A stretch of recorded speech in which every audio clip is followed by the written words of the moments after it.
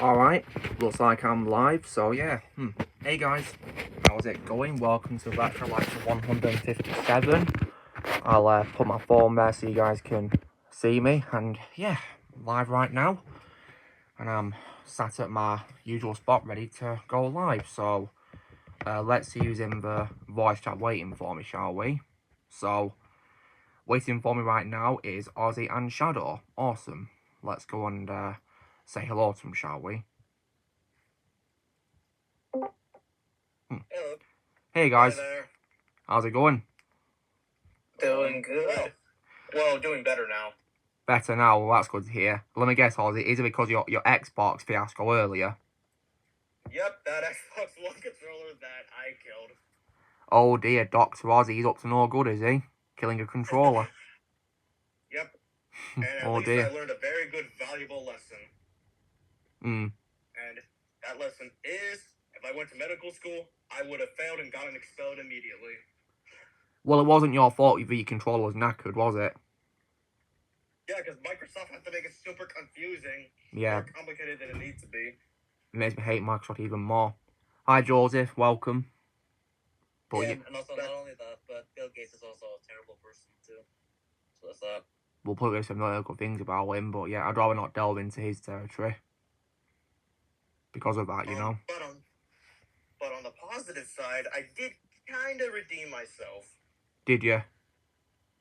Yeah, because I was trying to fix my wireless 360 controller because there's like a button click problem. Didn't exactly fix it, but I saved the controller though, so it's not broken. Well, that's good then, I guess. Right? Yep. Redemption. And also, some I guess you could say good news. I of course now started Spider-Man 2, and it's decently enjoyable so far. Well, that's exactly how I felt when I first started playing it, but yeah. Just you wait till what comes next, Shadow. I mean, where are you actually up to with the game? I recently got the black suit. As in the Spider-Man 3 one or the symbiote suit? The symbiote suit. Oh, nice. You know what I think's so dumb about that level, right, in terms of the suit you have, right? It's that, you know, when I play that level, I chose Andrew's second suit to use, right? Until I, of course, unlocked Toby's. Yet, the level made me wear the default suit for some reason, not Andrew's. Until I got a symbiote on. What the crap? Well, I was kind of doing something similar as well, because I also used Andrew's suit. Yeah, I don't understand why they had to do that. But just you wait to see what comes next, because, yeah, you can definitely see why. You'll definitely see why I think the first game is better. Yeah, and one of my police is I do not like at all how this game is treating Peter. Me neither. I mean, my biggest gripe with it is that it feels more like a Miles Morales game with Peter as a sporting character. Like, he feels like he has gotten the role of damsel in distress. Unfortunately, yeah. And I felt sorry for him at the start of the game when he got fired from his job and all. Felt sorry for him. Are you serious? Yeah, he got fired because he had to leave his class or to go and stop Sandman. You know, like you've seen in the trailers, right? He has to leave his job as a teacher to stop a crime happening. That sucks. Yeah, the principal, of course, had no idea he was Spider-Man, so that's probably why he got fired. So yeah, she had no idea he was Spider-Man. Oh yeah, I can understand that. I think if she knew, she'd probably give him a second chance, but she didn't. So yeah, there you go. Also, I don't know if you can really tell, but my voice is kinda sore because I was actually screaming and yelling and raging earlier. Trying to back me up on that one. Well, you know, I don't. Wait, were you two talking to each other when you were doing surgery? On your controller? Yeah. When I was performing performing surgery on my 360 controller, I thought I nearly broke it. I nearly broke it. So you chose Morse Port, did you? From Shadow, did you? Yep. Okay. And also, when it comes to Spider-Man 2, there's one thing that Kraven does to Peter that I did not like. Well, I can definitely see what you mean, totally. I'm not gonna spoil that, but... Hey, Exalted Nerd. Anyways.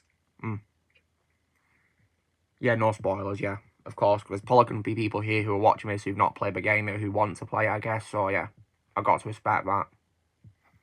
Yep. But of course, when you guys finish it, then feel free to check out my review of it I did a few weeks ago. Yeah, I'll get around to that. Because put it this way, you know, if you guys want me to be honest, then yeah, I will be honest, and I'll say if I think it's weaker than the first game. I mean, if you want me to be honest, then yeah, there you go. And also when it comes to NJ, yeah, her face is ugly. Yeah, Sorry. I don't know what happened with her face in I the know where game. this was going immediately. And unfortunately, I feel the game also has way too many parts where you play as for some reason compared to the first game where it was only like 1 or 2 parts. Called Spider-Man, not MJ. Get it right, Insomniac. Yeah, the game literally has you play as several characters for some reason, not as Peter and Miles. Which I just think was really stupid, if you ask me. And also the game isn't called Woman of Color. No, it's not. On that reference. Yeah, because you have you got to the graffiti part, Shadow, which you know I'm talking about? No, not on to that part yet. Well, good luck with that part when you get to it. But if you guys, if you guys want a more positive reel when it comes to gaming, I managed to platinum Lego Incredibles last night. Nice. So yeah, and Ozzy, I can definitely see what you meant when you said that some of the trophies were tough to get. Like, jeez. Yeah. That's probably my only bad quality with the game. My main bad quality when it comes to trophy progression. But I will say, but I really appreciated how compared to Lego Marvel 2, that the collectibles in Minityburg were much easier to get than ones in Chronopolis, in my opinion. And I'm gonna have a heart attack trying to platinum like Marvel 2. well, good luck, because compared to Lego Incredibles, which is easy in my opinion, Lego Marvel 2 just drags on way too long. Oh yes, it does. But when it comes to Mopasa, not when it comes to Lego games, I managed to finish the original trilogy of Pirates of the Caribbean. Nice one. And coincidentally, of course, I'll be posting my review for First Film this week. Nice. And I guess. So yeah. If I have anything positive to say, I'm just gonna reward myself by eating a pizza for lunch because I'm really hungry. Pizza time. And yes. What I also really appreciate as well how in Lego Incredibles, as well, the red bricks were also free as well. You don't need to buy them. I really appreciated that. It really helped out a lot as well when doing some of the trophies in the game, such as when you got to do Screenslaver's Maze without getting damaged. Oh yeah, that I liked as well. Yeah, I really appreciated that. But all in all, I think it's a fun game, but one particular trophy that I really struggled with and I was getting angry about was probably the quick time event one with Jack against the raccoons. Yeah, I can vouch for that one. But John, so I did, guys, to do it, right, because I tried pressing the buttons when they came on, but it just wouldn't go to the incredible score. It just went to, like, super or good. So I looked up the tactics on Google, and there's actually, ironically, an Xbox achievement guide for that same one, but as an achievement, and it tells you to get your controller on a table and, like, press all 3 buttons together, basically. You know, square, X, and circle. I did that, and thankfully, it worked. Yeah, I did that on my desk.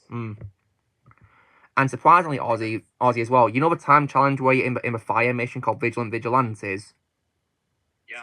I was able to easily do that thanks to using Splashdown. I just used my Superman custom figure to fly. Oh, nice one. Well, now I know what I'll be doing next time I get to Incredibles. Yeah, so you can either unlock Splashdown or you can just make a custom character who of course has the ice abilities or flying, really, I guess. Yeah, so I guess take notes down, Shadow, for this one. Yep. Yeah. I'll do that. And thankfully that level is only 2 chapters, isn't it? Because I've noticed that a lot of the levels in the game are like 2 chapters long, aren't they, really? You know, 2 checkpoints. I know normally that they're usually 3 in LEGO games, normally. Yeah, well, it looks like in this game it's just 2, which makes it a lot easier, which I really appreciated. And also, you know a trophy you get on Numbers Island where you've got to not get damage from those goo cannons? Yeah. Well, I found a way to do that without doing the whole level, because you can actually start on the second checkpoint and just fly to the panel. You don't need to do the puzzle with the 2 bridges. You can just fly to the panel.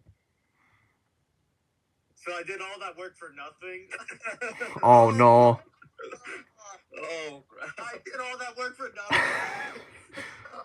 nothing. Hmm. Oh, I wish I told you sooner, Ozzy, about it. But yeah, it's a shame that you'd already planned it by the time I played it, because I'd have helped you, couldn't I? Yeah. Hmm. when it comes to shows, last Sunday I rewatched an episode of Mandalorian. Out of respect for Carl Weathers, Good idea. and the episode I watched was the one that he directed. Yeah, it was. He directed. He did a really good job as a director. Rest in peace to Carl. And also I'll tell you something else. This episode actually made me cry. Well, I can't say I blame emotional. you. Can't say I blame you. I got really emotional seeing him. Yeah, rest in peace to him. And also as well, I've been watching more Top Gear, you guys. I'm up to Series 6 now, and yeah, it's definitely a great show. Beating the crap out of today's shows, I'll say that. And also I've watched some more Blue Eye Samurai. Loving it. Yeah, I had a feeling you would. What's the last episode now? Nice one. Yeah, I love the show, but as you guys may probably be aware, my biggest quality, of course, is George Takei, who I can't stand.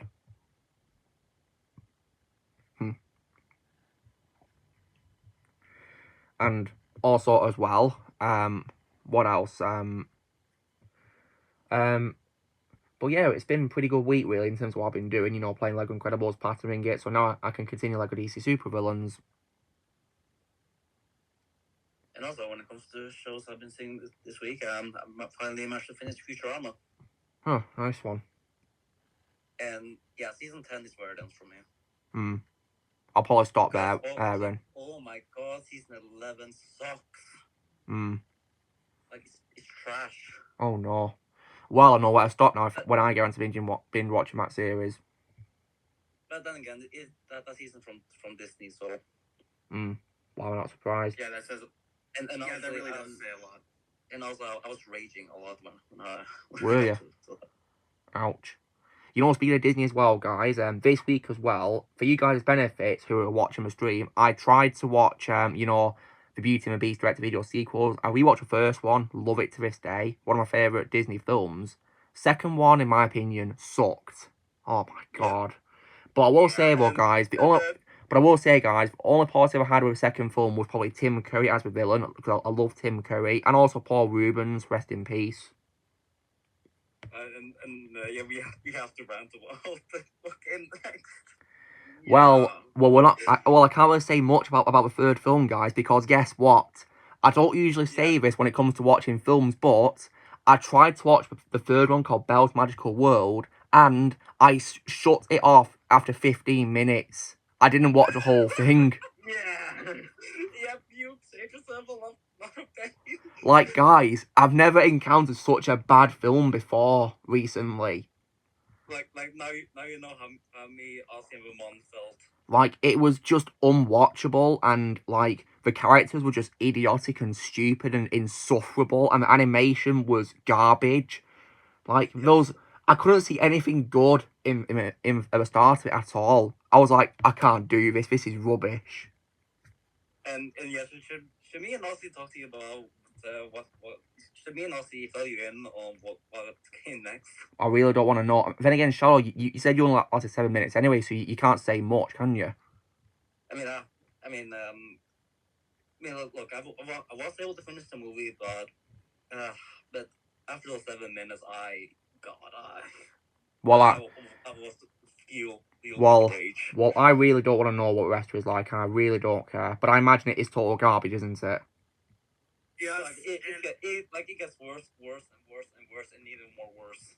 It was pure torture for me because I saw the extended cut of that movie. Ouch. And like throughout the entire time I was watching these sequels, I was like, Belle, how the hell can you tolerate this guy? Beast. How can you tolerate this guy? Why don't you just go? The Beast being worse than it was my second film, it was one reason why I shut it off. But yeah, the film was insufferable, and I can't wait to rant about it in next episode movie. Didn't need a sequel. There's another thing I gotta mention. There's another thing I do need to mention about the extended cut of Belle's Magical World. when I thought the movie was done, there was another story, and I was like, oh, for the love of God, just end already! Yeah. I imagine, I guess, I imagine that's as yeah. you know, yelling, please, Please, for the love of God, will you just effing oh end? my God, will you just end? Hmm. And also, that is proof right there that a Beauty and the Beast TV show would never work from Disney.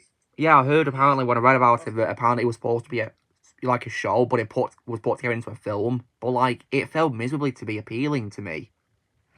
Like it also makes Marvel. I mean, it makes the second one look like a masterpiece in comparison, and that's saying something because I hated the second film. For me, it literally makes the remake look like a masterpiece in comparison. Well, I think we have no Yes. plans to see a remake anyway. I mean, then again, well, guys, I'm already aware about what it's like because my brother saw it and he thought it was boring. And also, guys, when it comes to Disney, we have to talk about Gina Carano absolutely destroying Disney. Well, we will, but yeah. We just want to talk about Beauty and the Beast first, though. So like, but yeah, guys, I have no plans to see this remake because my brother saw it. He thought it was boring, and he also said apparently there's way too much songs in it for some reason, Way too many. Oh yeah, they overdo it on the songs. even more than the original film. Way more. Yes. Oh God, I mean, is Be Our Guest in it in the film? Yeah, but it goes. Yeah, it's still in it, but yeah, that's my problem with it. It's too long. And also, guys, would you say that film has any redeeming qualities which make it more watchable than the third direct-to-video film? Aaron it does. McGregor, Ian McKellen, Emma Watson for the most part, Mm. Luke Evans. Mm. I mean, guess Emma Thompson. I mean, I love. Unfortunately, the Emma Watson part is the part I disagree with. Okay. I guess she was fine. I mean, with the exception of the singing part, she was terrible at singing. Auto-tune. Yeah, the CGI was actually better than most of the recent remakes. But yeah, I have no plans to see it, and then again, but I love Ian McKellen as an actor, so I have no doubt in my mind he'd probably be one of the few doing qualities anyway as Cogsworth. But obviously, I prefer David Ogden's Diaz anyway. Rest in peace. And also speaking of Cogsworth, what did you think of him in sequels? Horrendous. Like, yeah, he was literally just acting like a control freak all the freaking time. And also, where's the continuity in the two sequels as well? That's exactly what I meant with plot holes. Because like it's supposed to be a continuation, right? You know, as in sequel, but it takes place during the events of the first one where the characters are still their transformed selves. For like, oh my God, what is going on here? And this also brings up a very good question about these sequels. Where was Gaston the whole entire time? Did he really not notice Belle for that long? Exactly, it's stupid. Like these sequels make it look like it took years before Gaston made it to the castle. It doesn't make any sense. It really doesn't. Hey, Noxwave. You know what also doesn't make sense? In the remake, the Gaston song is longer than it needed to be. Really? Oh God. So not only did the ruin Be Prepared in the Lion King remake, they also ruined Gaston's song. Yeah, they just made it longer than it needed to be. I mean, all I can tell you is that Luke Evans, he can't sing. Thankfully, he was not auto-tuned. Well, that's good. But that song really did not need to be long because based on remember, there's like a fighting sequence in that song. I think dance fight. I don't know. Yeah, something like that. And when and also, guys, when it comes to Lumia in this remake, would you guys say? I mean, when it comes to Ewan McGregor, would you say it's probably your least favorite role of his, or is the worst role he's played than Lumia? No, I would not say that. Really honest. I mean, yeah. I mean, I would even say that Black Mask was a better role for him. So you'd say Lumia is your least favorite role of his? Yeah. Sadly, of course. For me, not exactly, because at least he's still likable in the movie, and at least he can sing. So I'd say it's his weakest role, if you ask me. Well, that's what I mean. You know, least favorite as in weakest or worst. But yeah, and apparently as well, Ewan actually struggled playing the role because he had to learn a French accent too, which I guess will be tough for him because he's Scottish. Yep, and he actually did a spot-on French accent. Spot on. Well, that's good then, I guess. But I could tell that was really hard to do. Yeah, I can imagine. I mean, I can't really do a French accent properly unless I'm speaking French, really. Kind of the same with me. You see, because whenever I speak different languages, guys, I try to put on an accent to get the pronunciations of words right. That's how I do it for me, really. Yeah, I try doing that when I speak Japanese. I mean, my Japanese accent when I speak Japanese words is like a bit of Ken Watanabe a little bit. That's how it is for me, really. Mine's based off of Trey Parker's. Oh, nice.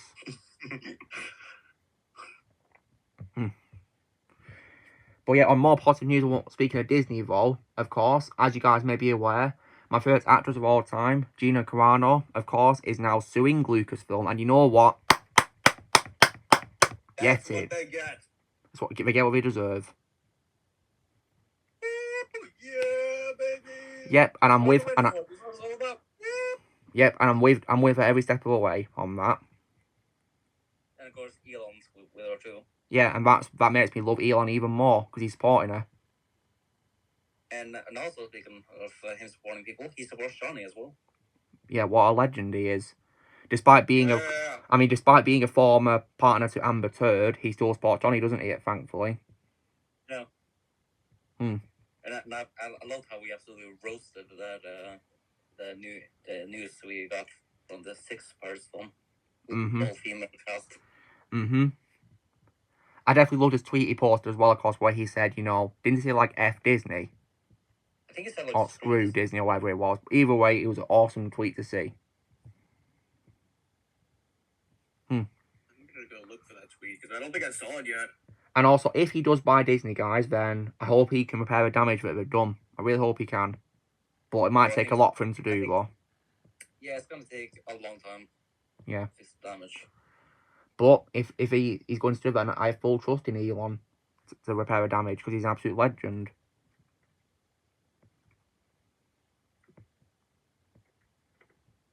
Hey, Donnie, welcome. I'll answer that question when I play Tekken 8 Reverse Prime, because I'm playing the original games first in an order. That's how I like to play games these days. I like to play them in order, not just play a random one later on, because things can go wrong. Like, I want to have a clue what's going on in the story, anything like that.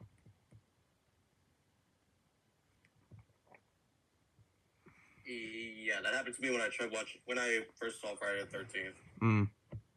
Yeah, I've made that mistake many times in old games I've played, and yeah, I regret it, so nowadays I'm more careful. I mean, this week I've been playing Call of Duty's old games, well, Modern Warfare 2, and then I tried for Black Ops 1, but it kept glitching for some reason, I don't know why. So I then moved on to Modern Warfare 3, and I finished that last night. And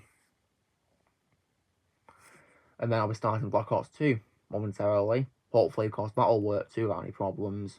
Because that's going to be the last COD game I'm ever going to play in my life. On PlayStation, that is. Oh, I found the tweet.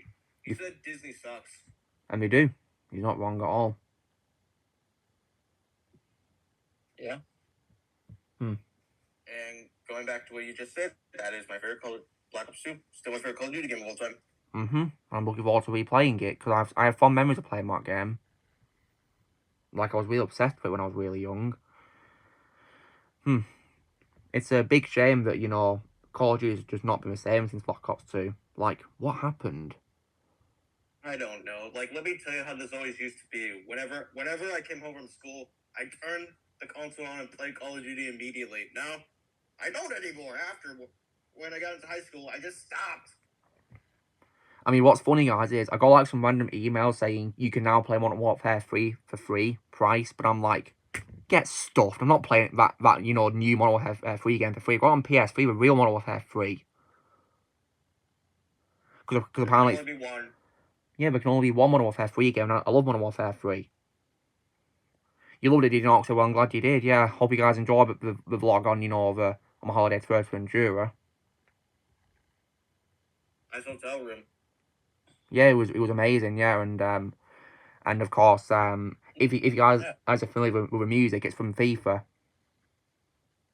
Yeah, you told us you were gonna use music on that. Yeah, well, I'm telling it to the guys who are watching in case they didn't know. I know you guys knew because I told you, but if you guys didn't know, those two songs I chose from FIFA because I thought FIFA songs would probably fit well for the vlog because they sound like they could fit for like a tropical holiday. So yeah, there you go. Suppose I that always like makes. summer themed music and summer themed vlogs. Yeah, you're right. COD's not been the same at all. In my opinion, it's a dead franchise. Totally dead, and it's beyond any repair. Yeah, Ghosts was stupid in my opinion. They didn't even try to make it a different game or good game in my opinion. It was crap in my opinion. The only thing I liked about it was Brandon Routh's, Hesh, and Stephen Langer's, Elias, and that was it. Other than that, Ghost sucked in my opinion. Yeah, one of those people, guys, that hates Ghost. I thought it was rubbish. I rarely remember Ghost, to be completely honest. It's very forgettable, so I don't blame you for not remembering much of Ghosts. Yeah, I don't remember much either. And what's appalling is that's also the first one to release on the 8th generation too, consoles. And he started off with that. Goodness me. Like, couldn't you just remaster Black Ops games? Now that you mention that, you know something that's much weirder about Ghost? What about it? For some reason, the Xbox 360 version is now backwards compatible with it on Xbox One. That doesn't make any sense. So then, what's the point of releasing 2 multi-console ports then if we're just going to make it backwards compatible? It doesn't make any sense. It's really stupid if you ask me. Yeah, oh god, that ending of Ghost sucked in my opinion. That was just not how you do a game ending whatsoever. It was just horrible in my opinion, that game's ending. So yeah. I mean, the weirder thing is that I actually still have Ghost. What a shame. I got my copy as well. What a shame. I tried selling it, but it would not sell. It wouldn't? Why is that? I have no idea. I mean, is a disc in good condition? Yeah, the discs, they're all good. I tested all of the discs. They're all working. So why didn't it sell then? I honestly really don't know. I guess people prefer the PS4 version, not the 360 version. That's my guess. Well, that's pretty dumb because there's probably, players out there in this world who still use Xbox 360. I mean, my brother has one. I mean, I still use my 360, so what did I tell you? But I won't ever play Ghost, though. Yeah, you'll play good games on it, won't you? Yeah, I played them all. Well, I don't have the first one. I have remastered on PS4, but I have 2 and 3 though, along with Black Ops 1 and 2. Blair says he's going to join us in a bit. Nice. Yeah, I love Ghost, Exalted Nerd. He's probably my favourite character in the games who's voiced by Craig Fairbairn because he's in the first Modern Warfare game as Gaz, then in the second game as Ghost, and then in the third game as Sergeant Warcroft. But Ghost is my favourite role of Craig Fairbairn. I love his voice work in the games. He's actually pretty funny in my opinion. With his accent helps a lot too. Yeah, I love Ghost. If there's one thing I could tell you, I'm glad, and I'm still glad to this day, I have never played nor touched Infinite Warfare. Good, please don't. It's literally just like Call of Duty meets Halo or Star Wars or Star Trek, whatever you want to say, really. It's no longer Call of Duty anymore. I don't know why people like that game, because in my opinion, it's rubbish. I don't get it either, because I thought there were... obviously before the dislike button got taken away, there were millions of dislikes on this first trailer. I mean, it's known for being one of the most disliked YouTube videos of all time, and you know what? I don't blame it being disliked, because I pressed dislike on it myself. Like, the direction the franchise went in my opinion, was ridiculous. Like, and it's because of that trailer, I didn't even play the game. Didn't want to. I was like, no chance, I'm going to sack this off.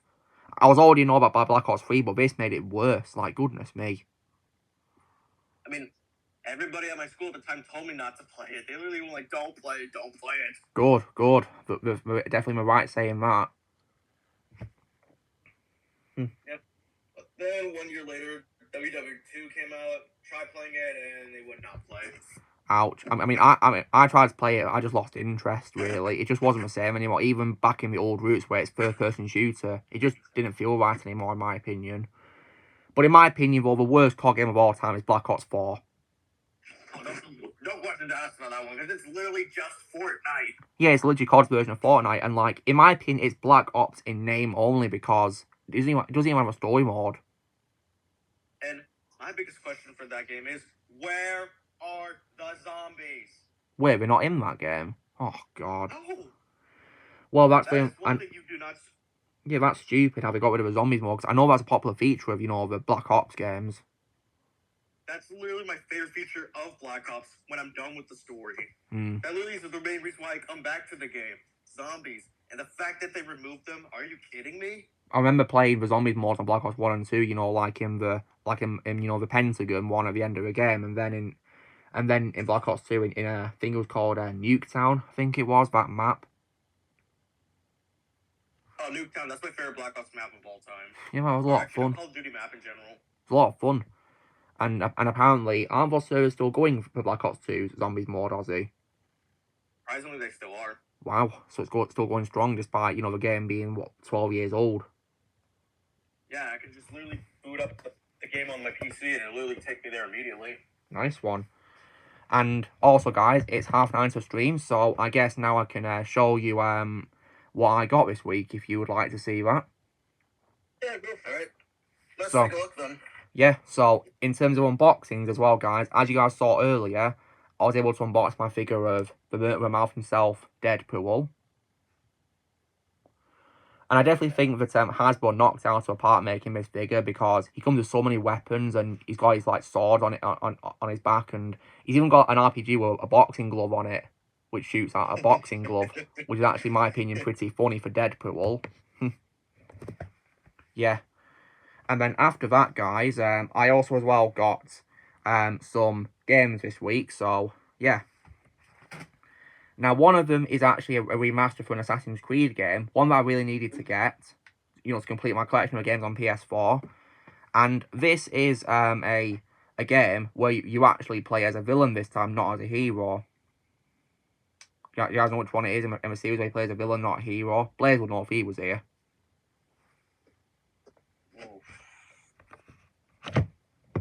I have no clue. Well, in that case, then, wait, is Ozzy looking it up? Yeah, I'm Googling it. Alright, cool. You do that then. This is also the last one to be released on 7th generation consoles too, as well, before moving on to 8th gen only.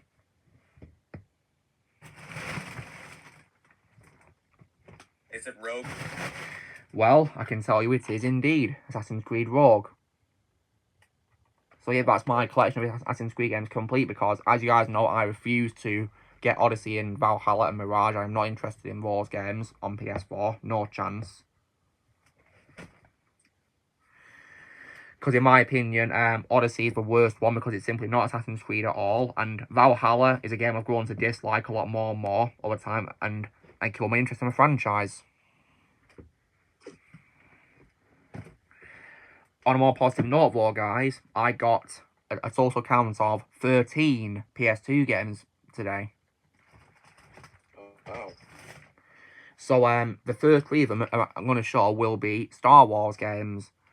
And last week I of course got a sequel game for Star Wars, which was Battlefront 2. And now in that case, I'll show you that I got the first Battlefront from 2004 on PS2. Nice. Yep. Then after that, I also got a video game which is actually focused on a character who appears in Attack of the Clones, and this game actually is the story of how he of course met Count Dooku and of course joined forces with him to work for him. Ah, Jango Fett. Yeah, it's about Jango Fett, and what's awesome is Tamar Morrison came out to voice him in this game, of course, which is Star Wars Bounty Hunter. Blaze, I'm not getting Chicken Little again because I'm not interested. I'm not even interested to watch the film. So yeah, don't tell me to get the game, please. I'm not getting it. Anything It's but a that. really creepy movie. It's a really creepy movie. I mean, Ozzy, didn't you say it's the worst Disney film of all time for you? 0 out of 10. 0 out of 10. Me I mean, too. would Me too. It's 0. and would you say is it just worst Disney film for you? Or is it the worst animated film of all time for you? Worst animated movie I have ever seen in my entire life. Ouch! I mean, the worst one I've ever seen, Surf's Up 2. That would be my worst animated sequel. I can already guess Shadows is the cringe emoji movie, isn't it? Yep. Crap emoji movie. I mean, I only lasted 30 seconds of that film, so yeah, I can tell you that I think it's trash 30 seconds in anyway. And the last, Yes, you can. and then the last Star Wars game I got is actually based on one of the films. And when it comes, of course, to this film, it's actually as well the third installment based on the prequel, which is the game of Revenge of the Sith. Yeah. Wait. Yeah, this game looks really awesome.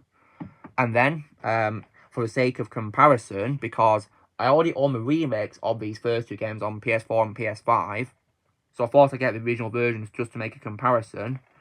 And these two games, of course, are one of my favourite, like, old game franchises of all time, which is Destroy All Humans 1 and 2 on PS2.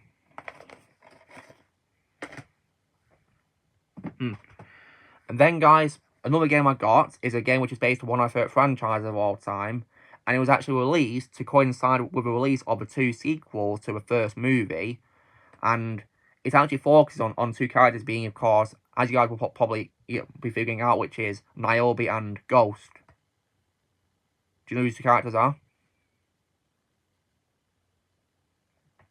Because, Matrix. yeah, they're both from the Matrix, and that means, of course, the game I got is Enter the Matrix. That's the one I have. Yep. I thought I'd play it because I love the films, and apparently, of course, it answers questions between the two sequels and during the events of them. So, you know what?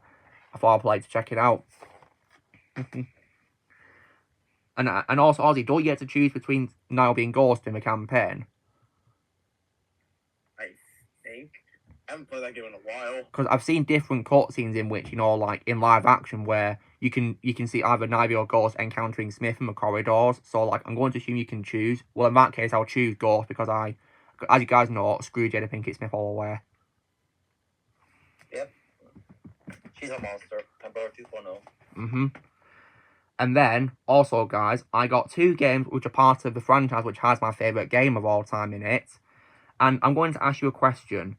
Why should I get the defective edition of GTA's trilogy when I can get the games on PS2? Yeah, that's a good question. Because look, guys, I got GTA 3 and Vice City on PS2.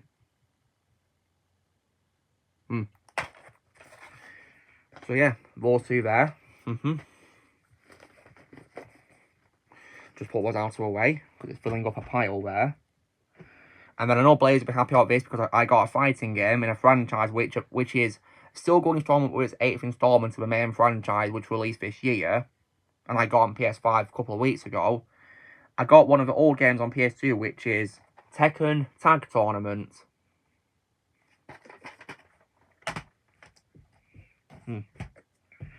And then also as well, I got another one of the old games, of course, of Call of Duty, which is Call of Duty 2 Big Red One. Really great things about this game. And what's awesome, guys, is Mark Hamill narrates it as well. And then, guys, the last three games I got are Spider-Man games. So, one of them is actually like a cartoon, cel-shaded game, released in 2005. And what's awesome about this game is Blaze has told me you can play as Venom in the game. And this game, of course, is Ultimate Spider-Man. I've got a funny feeling, guys, this game's going to be better than the 2012 Ultimate Spider-Man show as well. Yeah, yes, it is. It is. Nice. And Ozzy, would you say, considering it's a cartoon game, but it's aged well too? I'd say it is. Nice. And then for sake of comparison, with the PS3 version, I also got Spider-Man 3 on PS2 to compare it to the PS3 version, which I have as well. And last but certainly not least, guys, I got a game which is actually an adaptation of my favourite film, of course, which is Spider-Man 2, the game. The real Spider-Man 2 game. And I will say, guys, that, you know, before I, of course, played the first Insomniac game, this used to be my favourite Spider-Man game of all time, because I played it when I was a kid. I have fond memories of playing Spider-Man 2 on PS2. Did I hear Spider-Man 2? Yeah, you did, Blaze. I was destroying it, then I got it on PS2. And also, when it comes to Insomniac Spider-Man 2, another bad quality I have is, why do I have to wait until level 33 to get the Raimi suit? Yeah, that was stupid. We should have made it earlier. I prefer how my first game is there for you instantly if you get it when it's already been installed, you know, free, right? Yeah. And then after that, guys, today I got 3 figures. Now, Ozzy, I know you're going to be happy about the first figure because this figure is actually a video game character from your favourite game of his franchise. And I'll give you a clue, Ozzy, because this character is also my favourite role of Sam Worthington.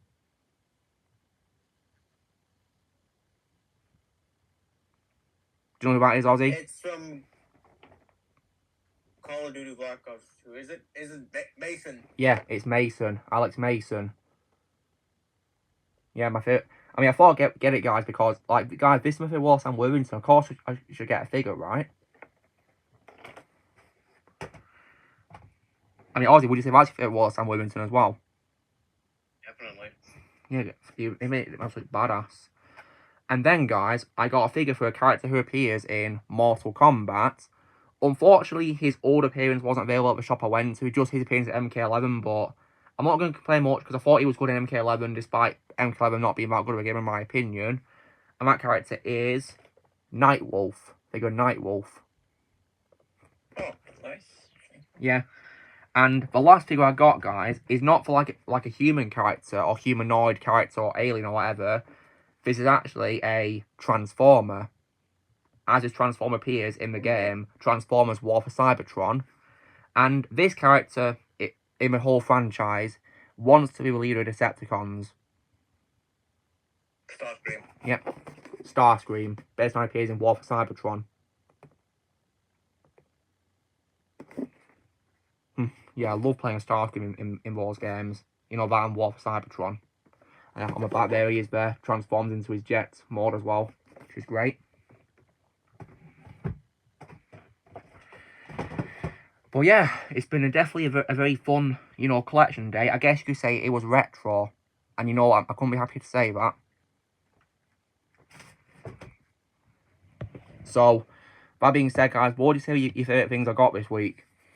The Spider-Man games and Matrix and Star Wars. Nice one. And which of the 3 figures would you say was your favourite, Shadow? I think I would have to go to Starscream on this one. Alright, cool. Blaze and Ozzy? Oh, Blaze on mute. Go on, Ozzy. For me, I'm gonna go with the Spider-Man games, Star Wars games, and Mason for the figure. Nice one. You guys in the comments say what your favourite things were as well if you want to, by all means. I am not playing the Sly Cooper games on PS2 because I tried playing as them on Vita and they were, in my opinion, hard. Especially, you know, like the racing part. I just couldn't do it. I rage quit the first game because of that racing mission. Then the second game I tried to play, but unfortunately it glitched and I lost my progress. So yeah, I was like, screw this.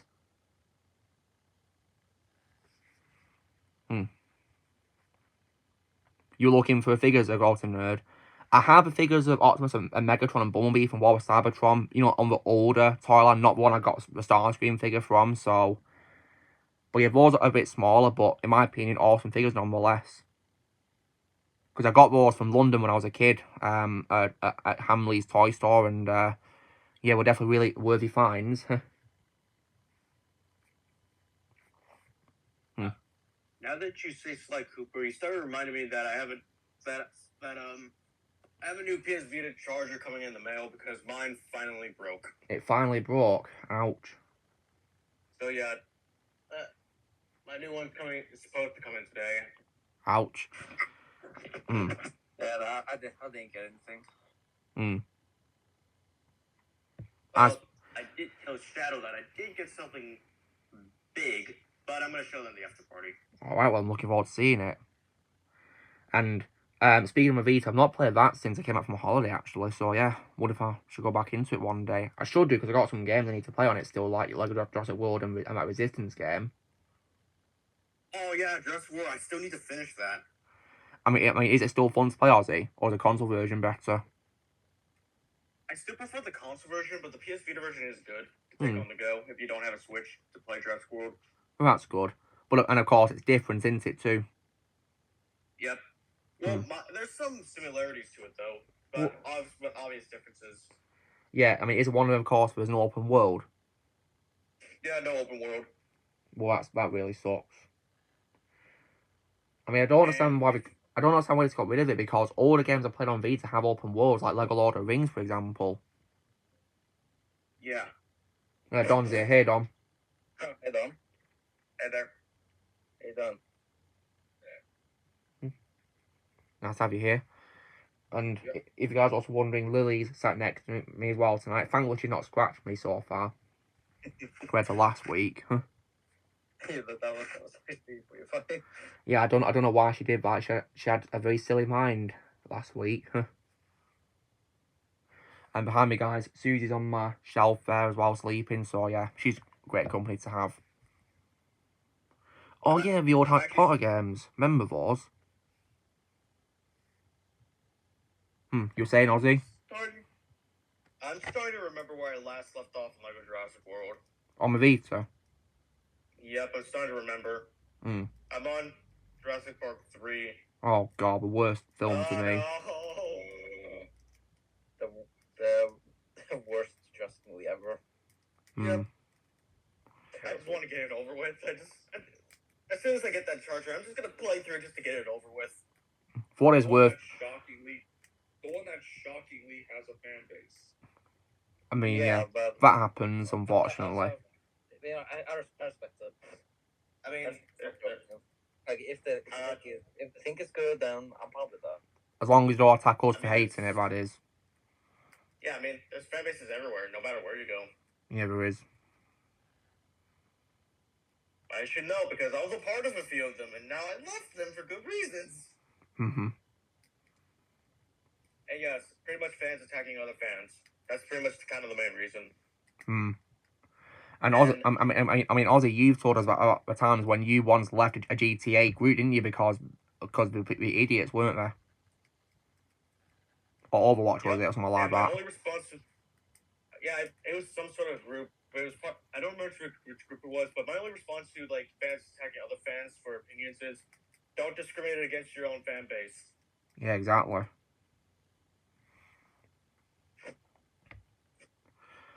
And when it comes to Lego Josh, well, for what it's worth, I definitely do think it is better than the movie. You know, its version of 3. Yeah, it's slightly better. Yeah, because at least I can actually turn the volume off, so I don't have to hear whatever her name is screaming, Eric, Eric, Eric. Amanda, she's called, isn't she? Oh God. It's called Amanda Kirby. Oh yeah, that's her. Yeah, I can't stand her. She does my head in. Sounded like a Tusken Raider when I was doing that. It's funny that you say Tusken Raider, because that reminds me of Matthew McConaughey's character in Texas Chainsaw Massacre Next Generation. And I know that because I saw it. And Ozzy, would you say it was genuinely unwatchable? It generally makes me wonder why he signed on to do that movie in the first place. Probably money. Probably paycheck. Well, technically, he wasn't really well known around the time it came out. Even so, you know, he probably did it for money, didn't he? Yeah. Either that, or maybe he just wanted to be known.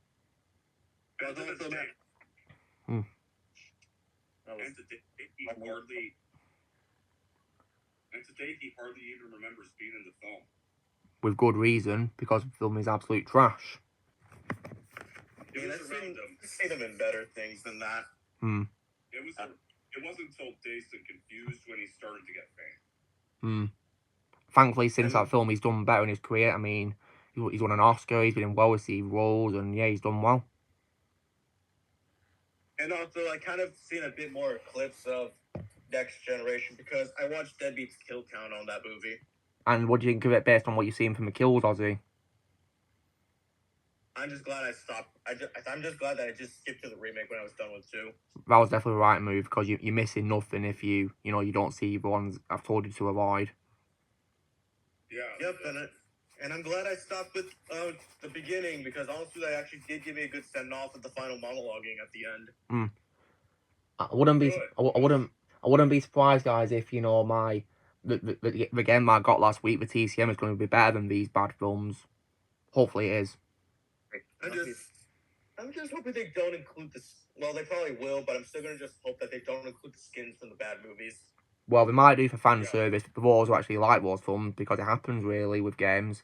They tend to include things for like everyone, don't they? You know, really, including things Oh, yeah, some people might hate. Really, the Friday Yeah, 13th and there's a good game- reason. The Friday 13th game included a lot of skins from the terrible movies. Yeah, 2 through Including 9. Part Mm. 8. 2 through 9.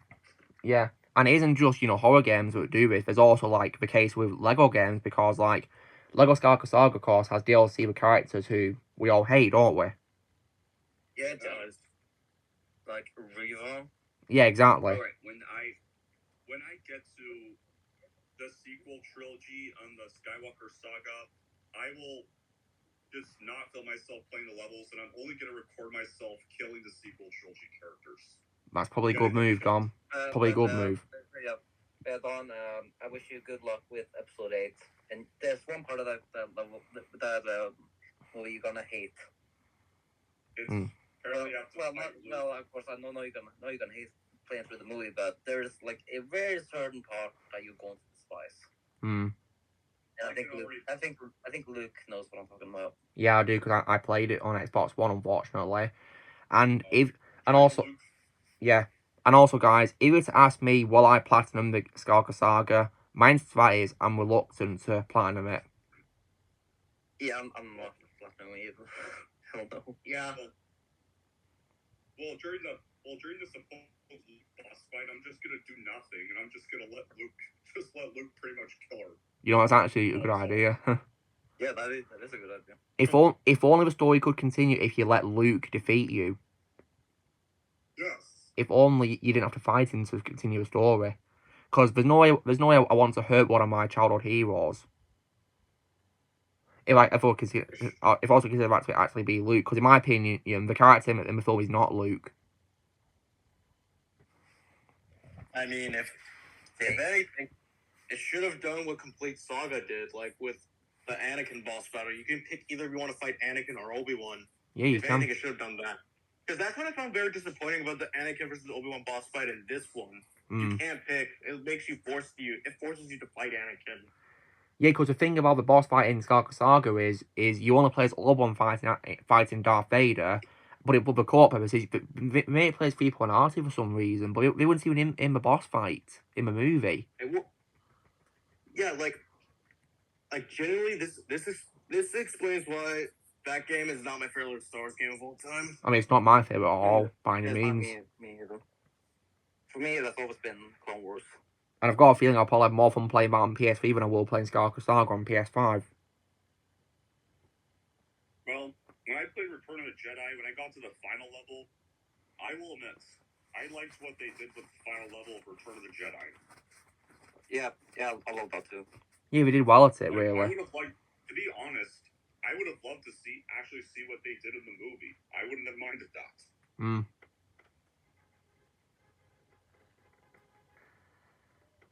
But yeah, Skywalker Saga's best part for me is the original and prequel levels, and that's all about it, really. And I guess, the planets are definitely really fun to explore. The ones which have all the different areas, too, you can visit.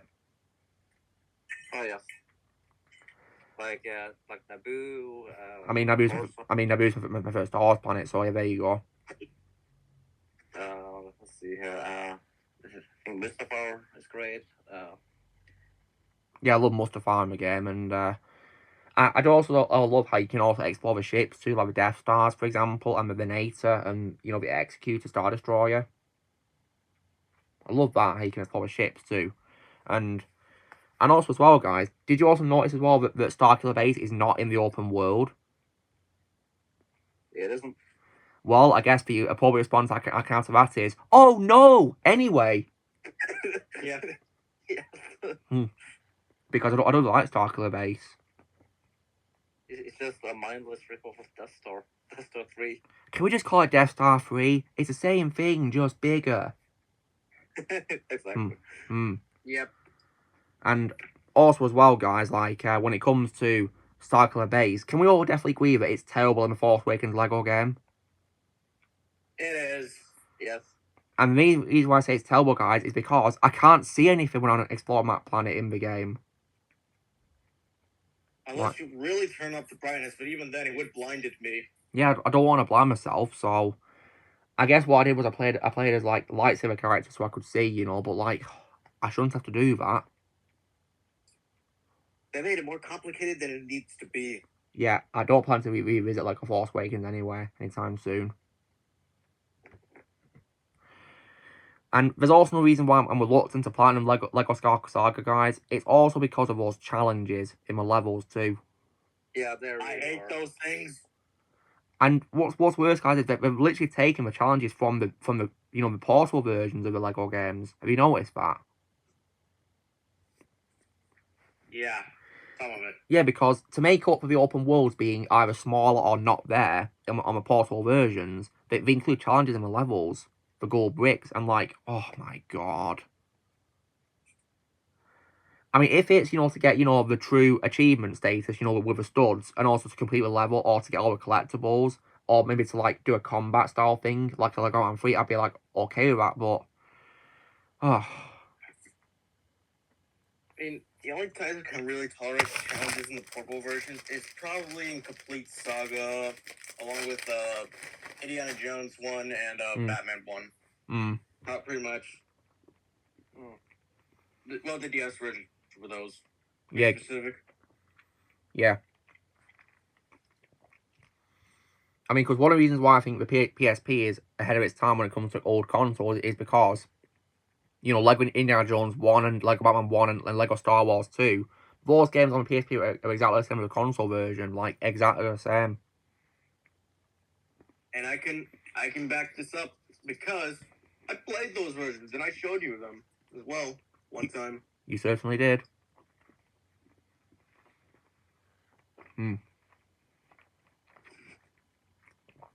It's a shame that since, you know, those 3 games, they didn't, you know, like, do this for others after it. So, they didn't even do Complete Saga. Yeah, which I don't understand. Like, surely it could be possible, because that's like from 2007, isn't it?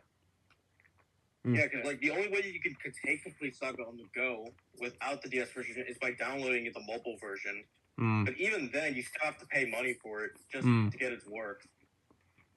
Yeah, it's stupid. I mean, it's no issue for me because I already did that. I did that, like, ever since I first downloaded it, but it's still really annoying for other players as well. Yeah, I can imagine. I mean, I tried to play on my iPad once, but when I discovered you had to buy the other levels, I was like, sat this, and I uninstalled it. Yeah, I mean, if there's any cool things about that version that differentiates from the console version, is probably the hidden character, which is Darkside Anakin. Guess that's good. Yeah. But okay, I'm gonna be real. It's literally just him without his hair, Darth Vader head, and a red lightsaber. Yeah, That's literally Darkside Anakin. Didn't that version also return in, you know, Lego Force Awakens and Skywalker Saga, you know, where he's bald and he's got a red lightsaber? Yeah, it did. Just an updated version of him, that's all. Yeah. And also, guys, why is it as well that Darth Vader, when he's damaged in Skywalker Saga, looks so bad compared to the Clone Wars damaged version of him? No clue. I have no idea. Yeah, because in Lego Clone Wars, they added more detail to his damage, didn't they? Whereas in Lego Skywalker Saga, his helmet's blown off. That's it. Yeah, didn't even add in any details to the suit. And no tear. No, just his helmet. Just his helmet is off. It's so lazy. And in terms of the voice as well, in the story mode, you hear Matt Lanter saying the lines when he's unmasked, whereas in the free play, it's Fred Tarshaw as if he's got a helmet on, but like he hasn't. So like I don't know what's going on with it really. They were pretty lazy.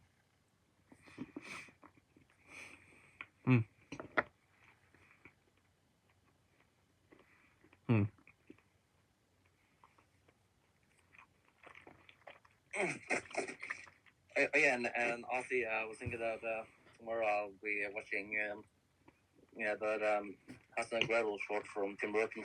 They said was really dark. Oh yeah, Yeah, that's full on Horror Shadow. Is it? I Wow. can't wait. Yeah. Mm, Yeah, I found it on YouTube too. nice. And I mean, all I can tell you, Shadow, is that when I first saw that short, it made me regret watching it in the dark. Oh, wow. Yeah, it's really scary. Oh, wow. But short. Hansel and Gretel. Hansel and Gretel by Tim Burton. It's one of the shorts that he did before he started making full length movies. Yeah, before his theatrical debut really started, basically. I mean, wasn't his first from Pee Wee Herman? Yeah, that was his first theatrical debut. Yeah, I love that film.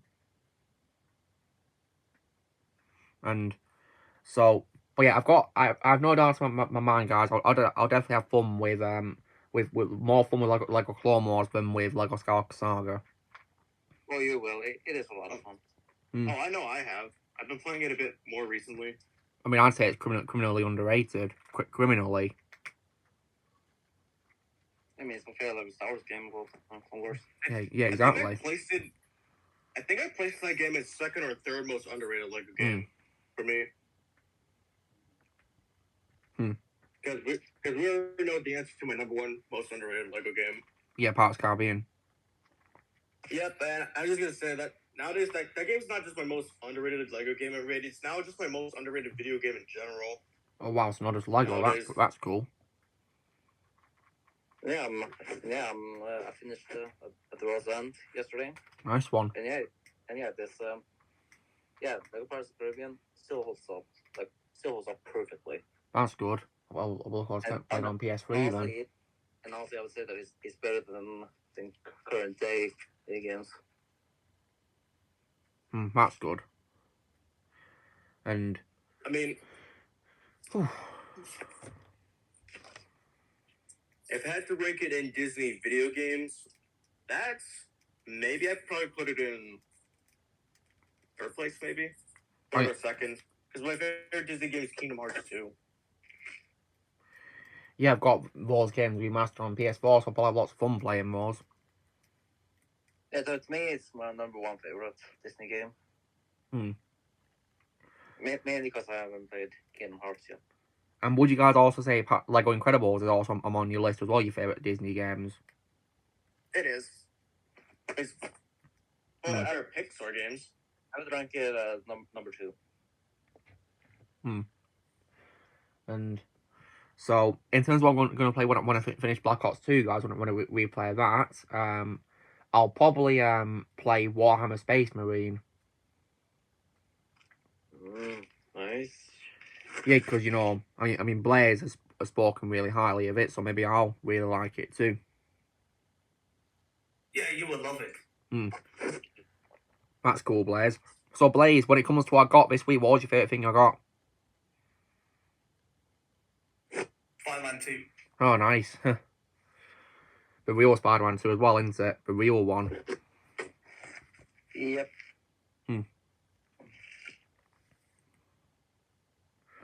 So, I'm definitely, really looking forward to reliving my childhood memories playing Spider-Man 2 on my PS2. 2. Yeah, 2 on 2, eh? Yeah.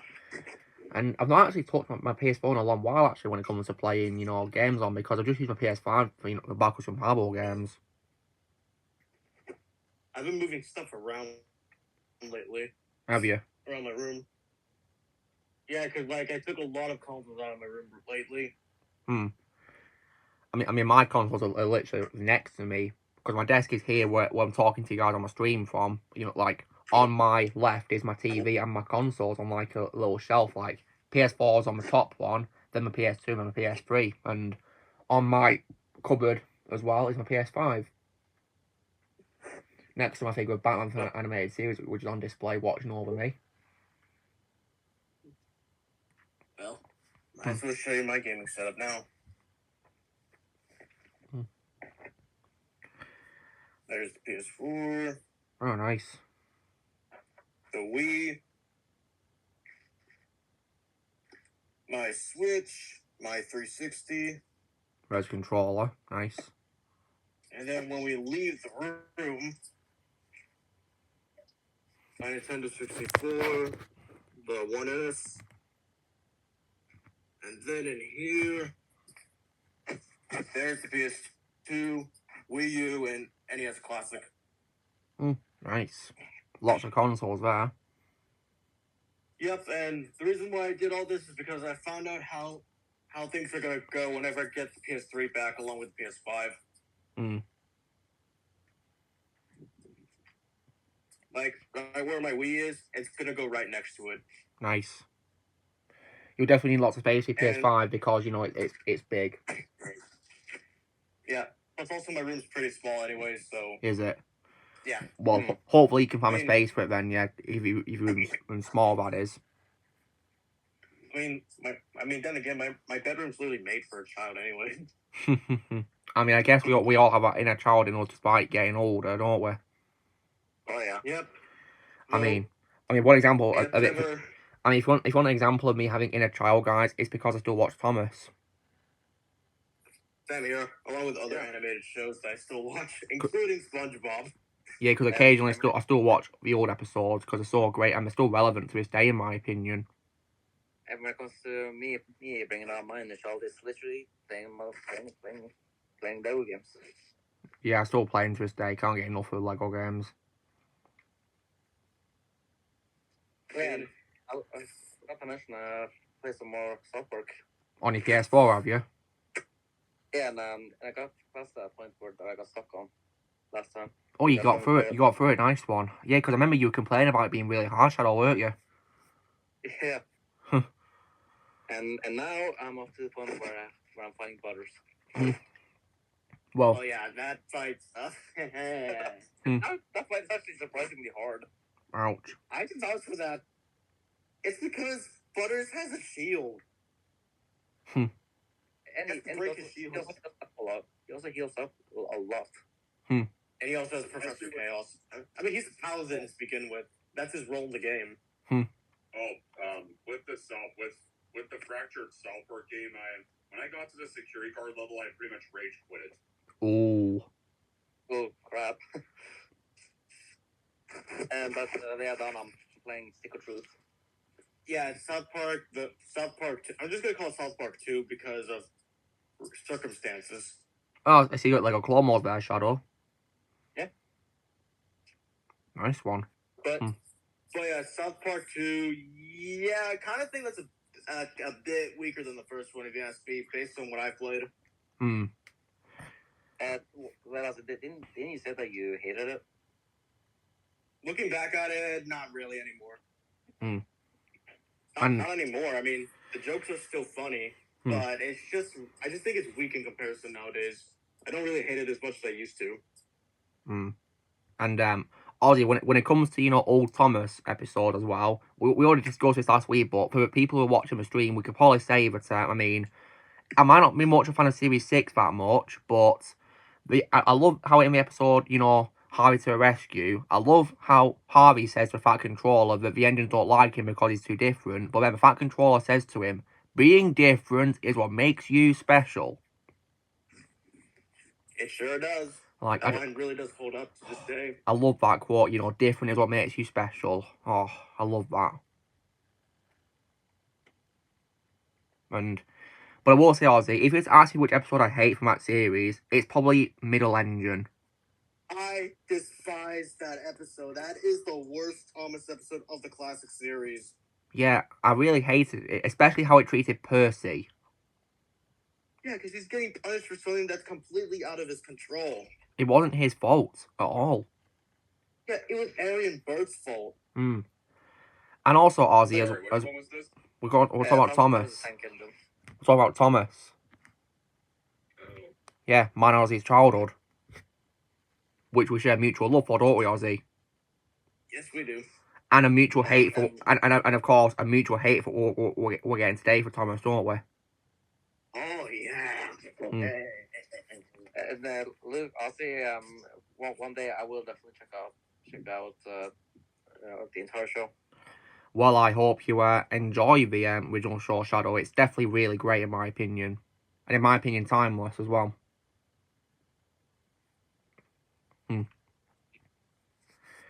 And Shadow, which dub will you check out? Because we have different dubs for, you know, UK and America. Which one do you reckon you'll check out? I'll see if I can get the UK. Nice one. That's my favourite dub. Yep, because you'll be able to hear Michael Angelos. Yeah, he's my favourite narrator. Yeah. And speaking of, you know, the voice in the episodes, Ozzy, why is it that in Series 6, James had a different voice to how he usually sounds for Michael Angelis? I have no idea. Because he has quite like a high-pitched voice, doesn't he, really, for most of the time Michael Angelis voiced him. But in that series, he sounded a bit like this, didn't he, usually? I don't know why he had to sound like that. Yeah, I really don't know what happened. And it breaks my heart because I love James as a character, mainly because he's my favourite colour. Yeah, James is also really funny in the series. Yeah, he is funny. Especially James goes buzz. Yes. Still watch Winnie the Pooh, do you, Donnie? Nice, I love Winnie the Pooh as well. I mean, Ozzy, have you ever told me he's your favourite Thomas character of all time? Thomas himself. Thomas himself, well, yeah. I love Thomas. He's one of my favourite TV show characters of all time. Yeah, second favorite would be Percy, and then third favorite is James. The trio, eh? And did you know as well, Ozzy, that if you were to talk about, you know, the episodes and the specials, right, there's only 3 characters in the entire run of Thomas and Friends who speak in every season and in every special movie, and that's Thomas, Henry, and James. Ooh. Yeah. I mean, I can't comment on the recent animated specials because I stopped watching the series when Michael Angelis left. But yeah, apparently those 3 are the only ones to be in every special and season and to have dialogue in them, apparently. Yeah, I mean, if you're gonna ask me who's the most underrated Thomas character, I'm gonna say Edward. Oh, I love Edward. He's a very kind character, really. Really nice and friendly. Although, another thing I hate about Harry Terresco is I hate how Edward was nasty to Harvey. Yeah, that is way out of character for Edward, because when would he ever do that? And I also personally hated the episode called Edward Strikes Out, where he, of course, slammed Rocky the Crane. Like, that's against his character. Yeah, Edward's been really ruined a lot recently, hasn't he? Yeah, unfortunately. I mean, I can't talk about the CGI version of him because I stopped watching the show at that point, but yeah. I just don't care anymore, really, but I just hated those episodes we just mentioned, man. Yeah, but the point is that the reason why I think Edward's most underrated character is Thomas is because not really enough people talk about him that much. I mean, I'll talk about him as much as I can because he's a great character. Old and wise and very useful. A really useful engine.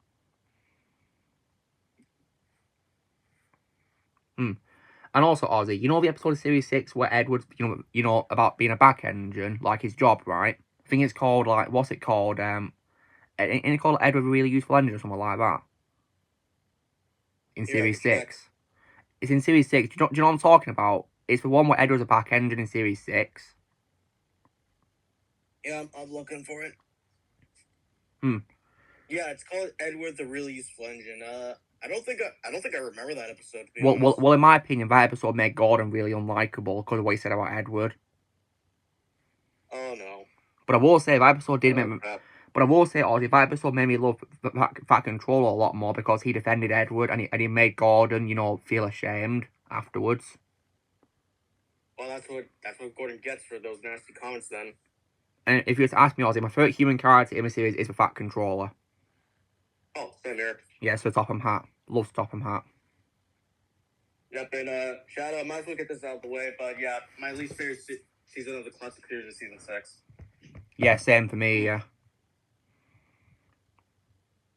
Especially the American dub of that one, because it is really not good. Yeah, it's also narrated by somebody I hate, which is Alec Baldwin. Baldwin. And Ozzy, there's also a problem with his narration, you know, in those series, right? Which is why I think he's a bad narrator with Thomas, because not only is he a douchebag, but also because, you know, Donald and Douglas. Yeah, but he doesn't do the accent. Yeah, he doesn't even try to give them their Scottish accents. Yeah, but there's another reason why I don't like Bald Eloquent in that season is because there's one episode where the line is "Scary Jack Frost." He just says it like "Scary Jack Frost." Oh my god. Unlike Michelangelo, he actually put any characters like "Scary Jack Frost." Yeah, he did.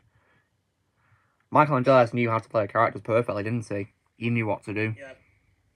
I mean, if I had to guess why Bald Eloquent was really terrible in that season, it's either these two reasons.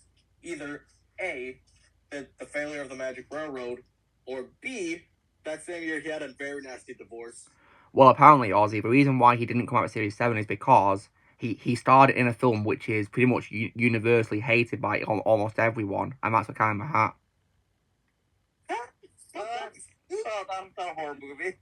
Yeah, that film. Worst movie of 2003. We don't talk about that movie ever. No, we don't. Let's get to something else. Yeah. Let's get something else before Let's go back to what we're talking about. Yeah. Yeah, let's go back. Let's talk about something else before we all get PTSD. Okay. Good idea. Let's talk about how George Carlin is the superior U.S. narrator. Oh yeah, George is awesome as the American narrator for Series 3 and 4, and when you read 1 and 2 and all. Yeah, and at least for Donald Douglas, he actually does do a Scottish accent. Yeah, he does. I mean, and I must say, Ozzy, I personally find the Scottish accent that Michelangelo does funny for Donald Douglas, in my opinion. Funny. I mean, do you find that their voice is funny? Because I do. Yeah, I do. Yeah, so, like, I mean, do you remember Twin Trouble in Series 6? That's one of the episodes I like of Series 6, actually. I don't think I remember that episode. I'm going to need to rewatch that. Like, I mean, do you remember, when there's an accident, where... And Donald says to Douglas, "Stop being pushy. Don't call me pushy. You shouldn't have pushed me into the cat. Don't call me pushy." So with trailers they got this week, finally got the trailer for the Knuckles series, and this actually looks good. I mean, I'm gonna say, guys, I saw a trailer when I was coming home from work this week, and all I can say is, this is my most anticipated show this year.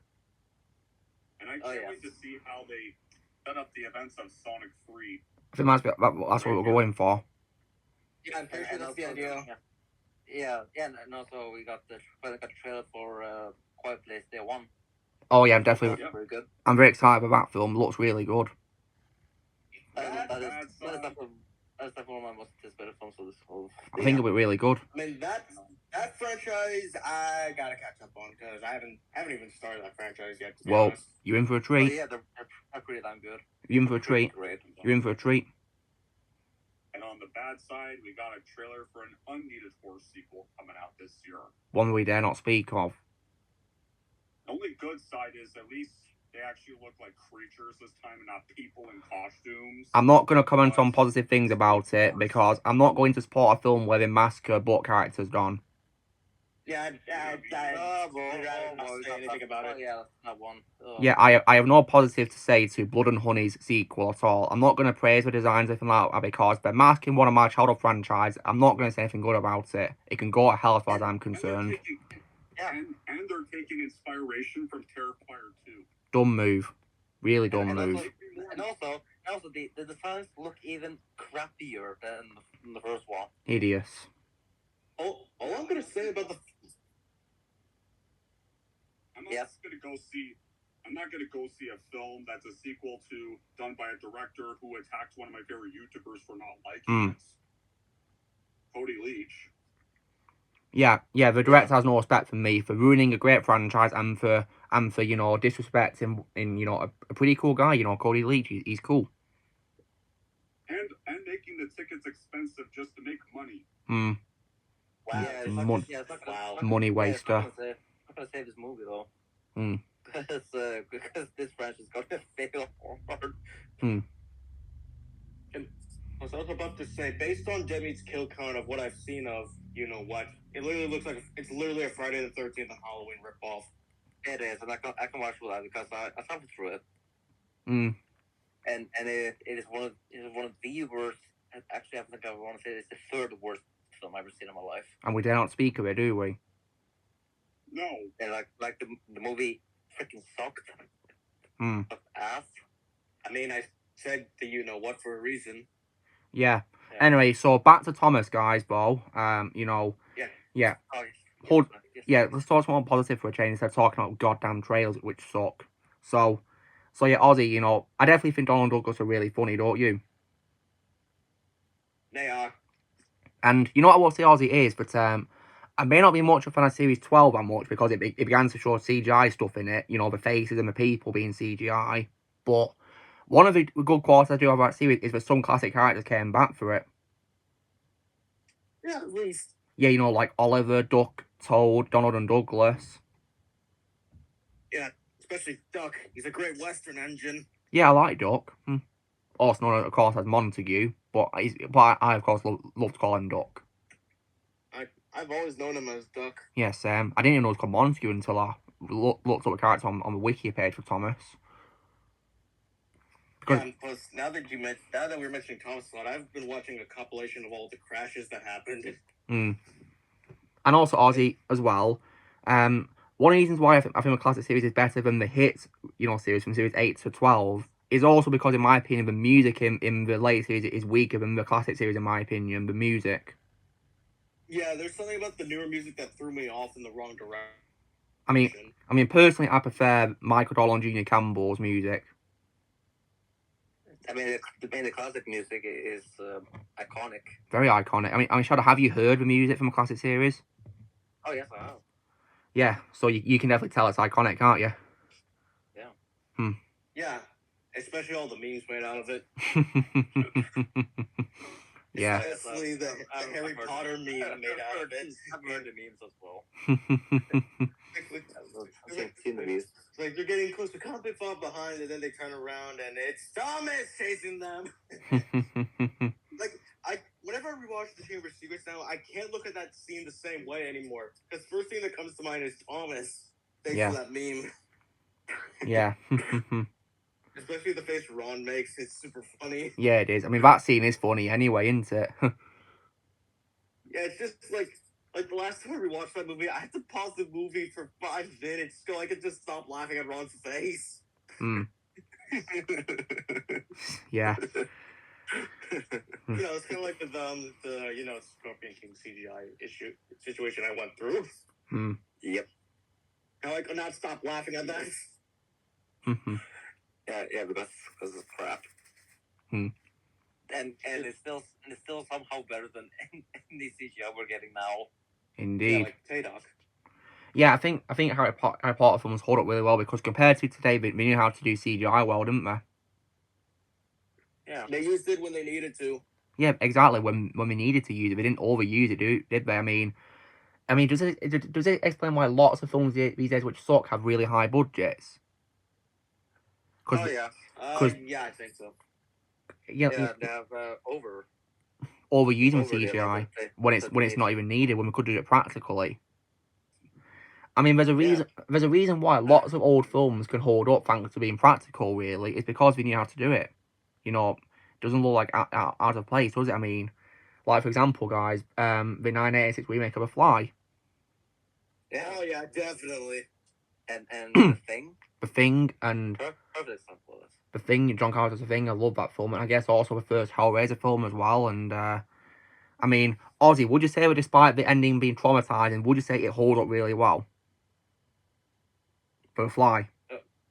Yep. Yeah, because it's really brutal.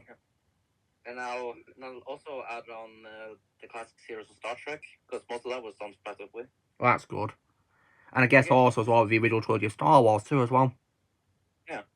I guess if I had to add something on, I'd probably say the Friday the 13th remake, because I learned that the director Marcus Nispel, when making that movie, he wanted to use little to no CGI when he was making the movie. Well, that's probably the right move. And speaking of little to no CGI as well, another example is also my favourite horror franchise of all time, which is Evil Dead. Yes, definitely Evil Dead. I mean, because Bruce Campbell himself actually confirmed when he was meeting fans at a convention that when he filmed, the first film, it was just in one cabin and that was it, with only little bit of practical effects to use. That was it, and it was a phenomenal film, the first Evil Dead film. Yeah, and then you get the sequel, which is even better. My favourite horror movie. I guess Yeah, then they. it went groovy. Groovy. And another example I could add on is Jaws. Oh yes, Jaws. Yeah. Amazing. And I think another example of a film which, used CGI, of course, but in the right way, and in my opinion, has aged fantastically, is, of course, Jurassic Park. I actually was thinking the same thing, believe it or not. And of course, The Lord of the Rings. Peter Jackson's trilogy, yeah. And also, Yeah, guys, because I'm a Star Wars prequel trilogy offender, I'll say those films too hold up. Yep, and to this day, I'm still going to say that my mind was completely blown when I first saw the Lord of the Rings trilogy because I literally looked like it came out recently. You could literally release it at any time, and it still looks phenomenal. Like it's over 2 decades old, and it's phenomenal. Yeah, and I'm also gonna add on Star Trek Next Generation. That's Mm-hmm. amazing in CGI as well. And I guess I can also as well say we're talking about 2006 films because tomorrow I'll be rewatching Dead Man's Chest for its review. Ooh, Yeah. And on the review, guys, on the review, guys, I'll give tons and tons of props to the visual effects crew for Davy Jones as well. Tons of praise for them. They deserve it, in my opinion, for a CGI for Davy Jones. I actually think the visual effects crew actually won an Oscar for that. Well deserved. Very well deserved. Yeah, well deserved. But would you guys say that when it comes to next week, your most anticipated video for me is maybe for the first film? Yeah, Yes. yeah, I'm looking forward to that, and can't wait for your review for my personal favorite Pirates film. Yeah, that'll be in a couple of weeks, won't it? Yeah, when I rewatch and review it. Yeah, it's gonna be a while, of course. I'm also looking forward to this one because that's literally the movie that introduced me to Johnny Depp in the first place. And also, Ozzy, you'll be happy to know that on the video, I do praise Johnny a lot as well. He deserves all the praise he gets. Yeah, I said that he deserved all the awards he got on the nomination he got as well. And I also praise the character Jack Sparrow too because he's both badass and funny and likable, isn't he? Yep. Yeah, I love Jack Sparrow. And also, guys, you know how I said as well earlier on the stream that when I pronounce certain things in different languages, I put on accents. Well, when I mentioned Captain Barbossa's first name, because of he's got like a Spanish name, hasn't he? I pronounced his first name as Hector, not Hector, because in Spain H is silent in stuff. Oh yeah, sometimes I do that whenever I'm saying Hector's name. Oh, I just did it. There, I just did it. Yeah, you did it. Actually, I kind of did a somewhat Spanish accent with that one, even though I don't really have one, to be completely honest, despite the fact that I am Hispanic. Yeah, because isn't your family Puerto Rican, Ozzy? Yeah. Yeah, there you go, then. That's probably why it picked up, isn't it? Yep. I can go like Hector. Yeah. Owen, you all know, this week, last night I saw Lisa Frankenstein. Yeah, you said it was a good movie. Yeah. That I really do need to watch. Yeah, I might just check that one out. I mean, the reasons why I want to watch that movie is because it has one of the Sprouse twins, and also it's directed by Robin Williams' daughter, Zelda Williams. Oh wow, well I'll see if I can watch it for her then. I'm sure she'll do her dad proud. Yeah. But when it comes to my schedule, guys, because my job is so busy, if you ask me, will I be going back to cinema to watch films? My answer is I don't know. I really don't know. I mean, we'll see. We'll see if you have time. I mean, I'm not saying no, so there's always that chance. But one film that I'm definitely not going to see at the cinema, based on what you guys said about it, is Argyle. I'm not seeing that. That movie was trash. Yeah, that one is not good. And it breaks my heart, guys, because it breaks my heart because guys, that was one of the most anticipated films of this year, and look what's happened. I'm very appalled. Yeah, you got the title characters getting wasted in some movie. Like, well done. Yeah, literally, and a cat scratching out Bryan Cranston's eyes. Oh God, not Bryan. I love Bryan Cranston. Catherine O'Hara with a goofy British accent. Oh no. Yep. And that was god awful. Wait, guys, did she actually do a bad British accent? Yep. Oh no. And very gross. and gross CGI of Bryce Dallas Howard ice skating on oil for what feels like 30 minutes. Yeah, I Oh, heard about that.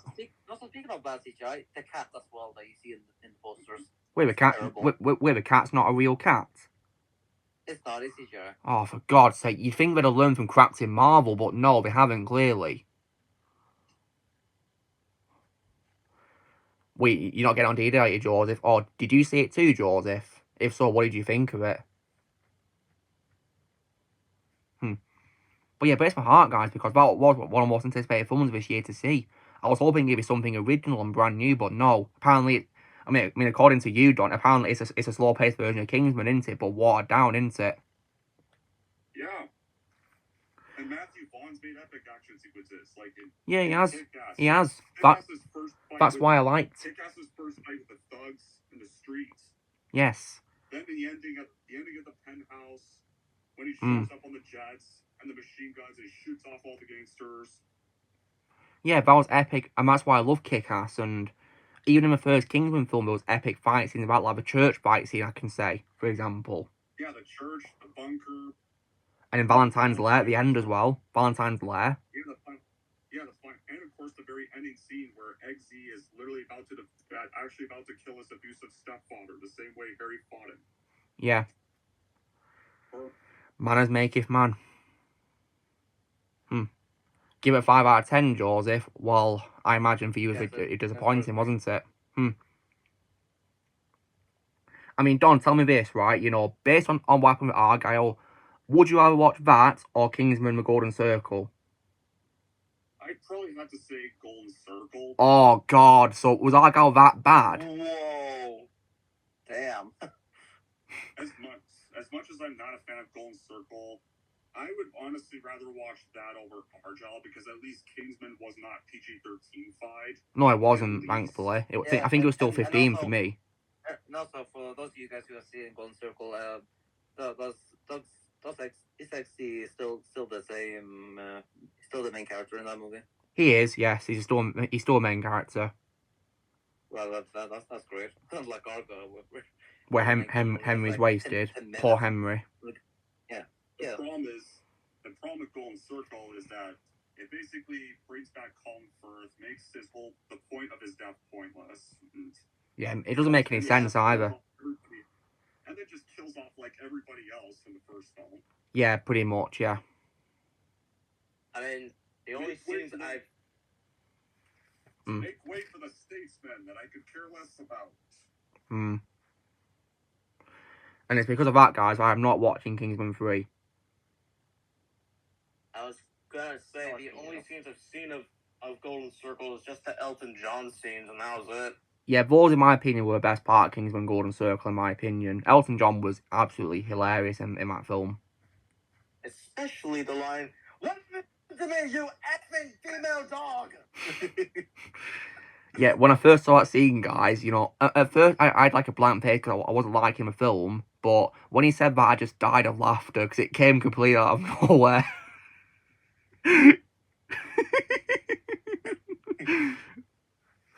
Like, it's still funny in my opinion, even though the film isn't that good. Yeah, the comedy, Joseph, nice, yeah. And you know what's interesting, guys, is that, you know, the Kingsman and Kick-Ass are both directed by the same director, but apparently as well, they're both based on comics which were in the same universe as well by Mark Miller, you know, and all. Yeah. Which is interesting. And speaking of shared universes, guys, as well, what's so dumb is, I've also heard that apparently the ending of Argyle is apparently teasing a shared universe with Kingsman for some reason. Yeah, I got so Yep, that confused made no when sense. that popped up. That made no sense at all. Because everything needs to have a cinematic universe today. Unfortunately. Yeah, that's what Hollywood knows how to do. Yeah, it seems all we care about these days is how we're doing a shared universe or multiverse these days. We don't care about originality or something brand new. Which is what I was hoping. Yeah, I was hoping. First, we apparently now need to have a John Wick universe with a whole bunch of announced spin-offs after. The only one I want to watch is Ballerina. The rest I don't care about. I'm watching Ballerina because that's the most anticipated film of this year, live action wise. Yeah, Ballerina's the only John Wick spin-off I'm interested in. I mean, so far that's the one that's been confirmed, so yeah. But I am definitely not. More sequels. But I'm definitely not watching Chapter 5, which is unfortunately being confirmed to be in development. I'm not watching that. No chance. Yeah, screw them. Which Screw like, that movie. in Ramble Rap for Life's review of John Wick 4, he even said it best. Is it going to be John Wick 2 again, where he gets pulled back into the high table again? Probably, yeah. But This time on an airplane? But, you know, here's something I don't get about this. Because then, what's the point of the ending to John Wick 4 if you're going to make a 5th movie? Exactly. I mean, because I'm sure you guys who watch the stream will probably be aware by now, of course, like, I don't see how they can do a 5th film because John's supposed to be dead. Except Chad will probably like, in the 5th one, I'll kill him for real this time. Oh, God. You know when it comes to cliches, guys, right? Aside from the Alien 3 cliche and the lie revealed cliche, there's a cliche that I really hate, which is 2 deaths, where a character dies and then there's like fans and then they get brought back and then they get brought back, yay! But then they die again. Marvel did that in 2022. It's something we don't speak about. Indeed. Lily's fast asleep, guys. Being good tonight, thankfully. And the only thing I could say to the studio with John Wick is that if you're going to make a 5th movie, then why don't you just put the ending of John Wick 4 into the 5th movie? Well, I'm also talking about Lionsgate because they're the ones that did it. Yeah. Or I guess that John Wick 5 is going to be another put a chicken and make it gay cliche. Yeah, like in South Park. They said it best, didn't they? Yeah, never gets old. Indeed. And thankfully, guys, we're over 90 minutes into stream, and thankfully it's gone really well so far, hasn't it? Yeah. Yep, no lag issues based on what I'm seeing. Yeah. And I'm using my phone now more than ever, guys, because these past couple of days, my Wi-Fi keeps shutting on and off for some stupid reason. Oh, that's a shame. Yeah, it's very annoying, but when I play on PS3 and PS2, though, thankfully internet is not an issue for me, because I can still make progress on my games despite no internet, so I guess the appropriate response to the internet shutting off when I'm playing all those games is, oh no! Anyway! I can still play them and make progress without the internet affecting my experience. But yeah, and I will say, guys, and I'll promise as well that if the PS2 does become my favourite console of all time when I play it a lot, I might consider doing a video like on my top 10 reasons why it's my favourite console. That would be very interesting to see. Yeah. I'll have to come up with good reasons, well, of course. I could back you up on that one, based on my experience with the PS2. Wait, you take the best one too, Ozzy? Well, on the reasons you'll give, I could back you up on it. I mean, I can probably think, of course, one being that there's iconic games on there, which are amazing. That's one reason I could say. Yeah, like God of War. Yes, that kicked off on that, didn't it? And I think also as well, no internet needed at all to have a full experience of games. And also as well, no need to faff about with installing, because you can literally play it instantly when you put a disc in. No need to install for ages or any updates or anything like that. And I think also as well the iconic loading sound when it comes on.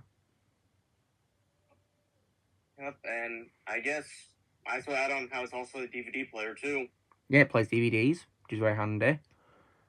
If you haven't got a DVD player, guys, if you got a PS2, then you got a free DVD player as well.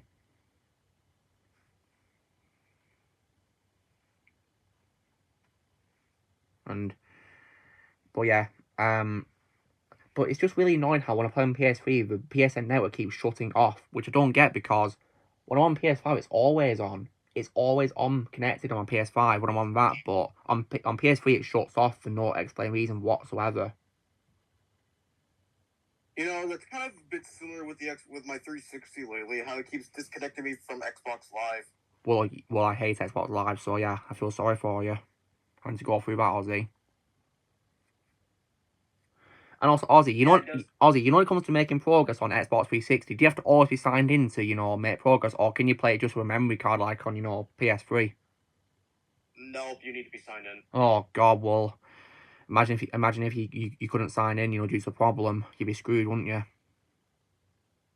Yeah, I don't even know if the first 360 design. I think the first 360 design had memory cards instead of using an account. Hmm. Well, actually, the thing is that there's two saves, which is the cloud save and the hard drive save. Whenever I'm playing 360 games that I got on my Xbox One, I just use the cloud save. Hmm. And that means that I actually saved my progress in Lego Lord of the Rings because I was able to make a copy of it and put it in the cloud, so I don't exactly have to replay it again on the Xbox One. Hmm. Because I'd rather just get the collectibles and not go through the whole story unless it's the PC version, because that one I really don't have a choice to do. Hmm. And it's funny Yeah, it's funny how we talked about budget when it comes to films, guys, because earlier Crystal Drinker posted a new video talking about why movies are so expensive. Oh, what do you know? The more you know. Coincidence? I think not. Indeed.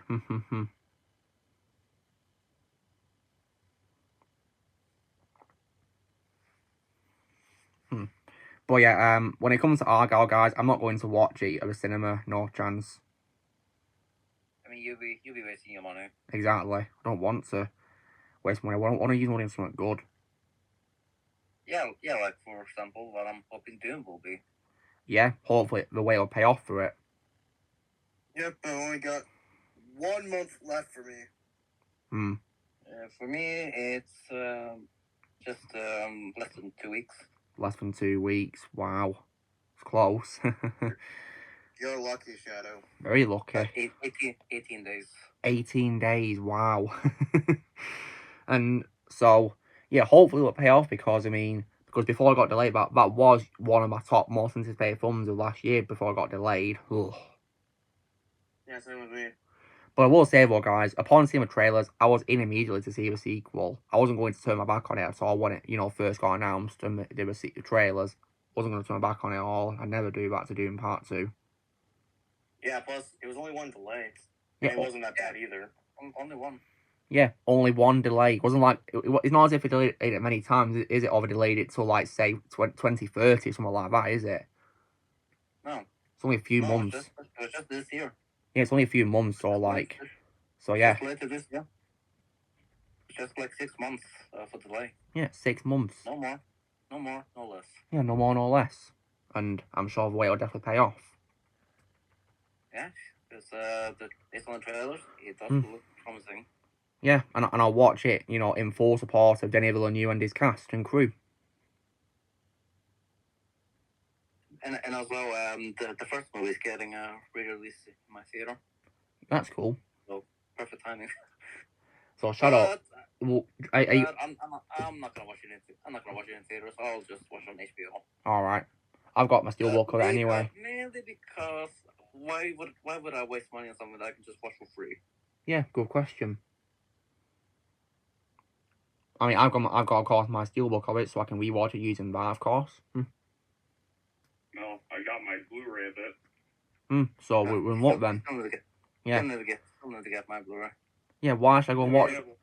Yeah, why should I watch something in the cinema where I can just watch it before we get home? When I got tickets for Dune 2, I'm going to the Thursday showing. Thursday showing, nice. Yeah, but before I go, I'm gonna punch my bag for a few minutes before I go. All right, cool.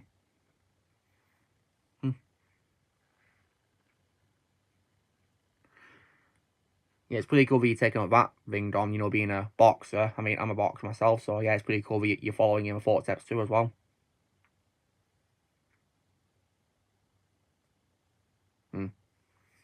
Yeah. Wow, over 100 minutes of streaming, thankfully, there's been no issues, connection-wise, thankfully. Yeah. You haven't got any AOLs on here either. Yeah, thank God for that.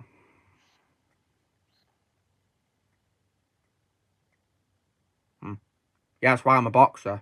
I box every day when I can.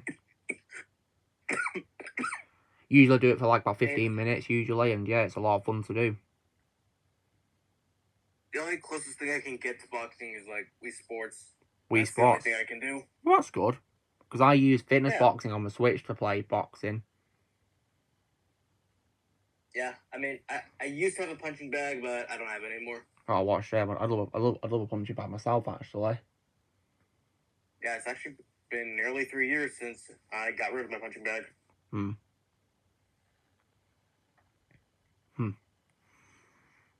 But then again, I do have good reasons why I had to go anyways. Yeah. Everyone has their reasons, don't they? Yep. And so, you know how you plan to get a PS5, don't you, Ozzy? Yeah, I do. Do you plan to play your PS4 games on that instead of your PS4? Like, you know, the games which you don't want, which you want to play with better quality. Probably.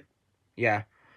Although, would you say there's probably some exceptions? Would you still play on PS4, like Spider-Man, for example? Yeah, that is still being played on the PS4. And I guess I could also say The Last of Us, the original Last of Us. Yep. Because I personally think The Last of Us Part 1 is one of the worst video game remakes of all time, in my opinion. Yeah, because it's not even a remake. It's literally the exact same game. I mean, I'd say it's remake in name only, because to me it's a very bad remaster. And despite being quote-unquote a remake, for some reason they still retain the same voices from the first game as well, for its supposed remake. So Yeah, that's why I'd call it a remaster, not a remake. But on the plus side though, I am glad they didn't recast the characters, because I won't imagine anyone playing Joel and Ellie better than Troy Baker and Ashley Johnson, though. I'll say that. I mean, imagine if they did, because I will be absolutely furious. Yeah, I'd hate that. I mean, the only other actors I can accept, of course, as well characters are the ones of the most fan ones that Jay produced and worked on. Probably those ones only, when it comes to, you know, live action, that is. So, I need to watch the whole things one day, though, hopefully. Because I've heard really good things about them from Jay, so, yeah. And you guys will also be happy to know that, according to Jay, the people who made those fan films hated the second game, and they wanted to make a better version of it. Their own version of a sequel. I don't blame them. Yeah. I would have done too if I played Last of Us 2. I mean, 2 is, in my opinion, one of the worst games of all time. I mean, I'd say it's one of the most overrated video games of all time, based on the rewards it's received, which it doesn't deserve. Yeah, rigged. Completely rigged. Indeed, Doc, Save Joel's my favourite war, Troy Baker. Same here. My opinion, is one of the best video game characters of all time. And in my opinion, it's where Troy gives to me his best performance ever in his career. And also as well, Ellie's also my favourite of Ashley Johnson as well. And I don't know if I mentioned this on the streams or not before, guys, but Ellie's also my favourite female video game character of all time as well. Yeah, I love Ellie. Great character in my opinion. Yeah. I say the first game with Ellie, of course, not the sequel version. Yeah, not that version. Yeah, that one sucks. Yeah. Especially how she doesn't even get a revenge on Joel's killer in the sequel. She just spares her for some dumb reason. Yeah, she just lets her go. Yeah, she let Joel's killer go. Didn't happen. Yeah, she just lets Abby go like Joel never mattered. I'm just gonna say it. Abby is a character that doesn't deserve to live. Hugh Jackman as Joel. Yeah, I mean, Noxip, I've been saying that I wish he played Joel instead of Pedro Pascal, in my opinion. Hugh Jackman as Joel. And I'll say it again. Sadly, I think Joel's Pedro Pascal's most overrated role. I mean, I'd say it's his worst role. Worst and overrated. Yeah, because he's not good. He's not Joel at all. Doesn't even look like Joel, in my opinion. It doesn't even look like Joel at all. Like, if anything, Hugh Jackman looks more like Joel. I mean, if you guys want a proof of why I think he'd be a perfect casting as Joel, then watch Prisoners. That tells you everything you need to know. Yeah. Yeah. And he has like the right range for a character. I mean, if you guys want proof in a particular clip, I'd recommend the scene which is literally called "Where's My Daughter." Yeah. Yeah. I mean, would you guys say that you guys were scared by Hugh Jackman in that scene? Yeah. Yeah, because it literally felt like he was screaming in my face.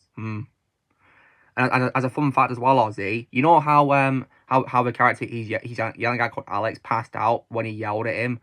That actually happened in real life from Paul Dano. He passed out from the shock. He passed out because he had no idea that he was going to yell right in his face. Hugh Jackman was actually told in secret by the director to be completely ferocious, and that was to take use in the final film.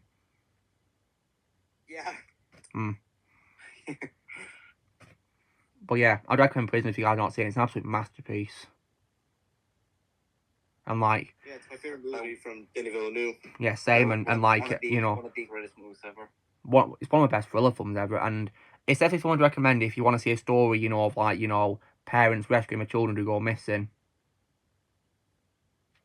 If you guys are into that sort of thing where kids go missing, that's definitely something for you. Those stories. It's pretty dark though, of course, yeah, so be on the lookout for that. Yeah, I've seen. Yeah, another example of that type of movie would be Finding Nemo.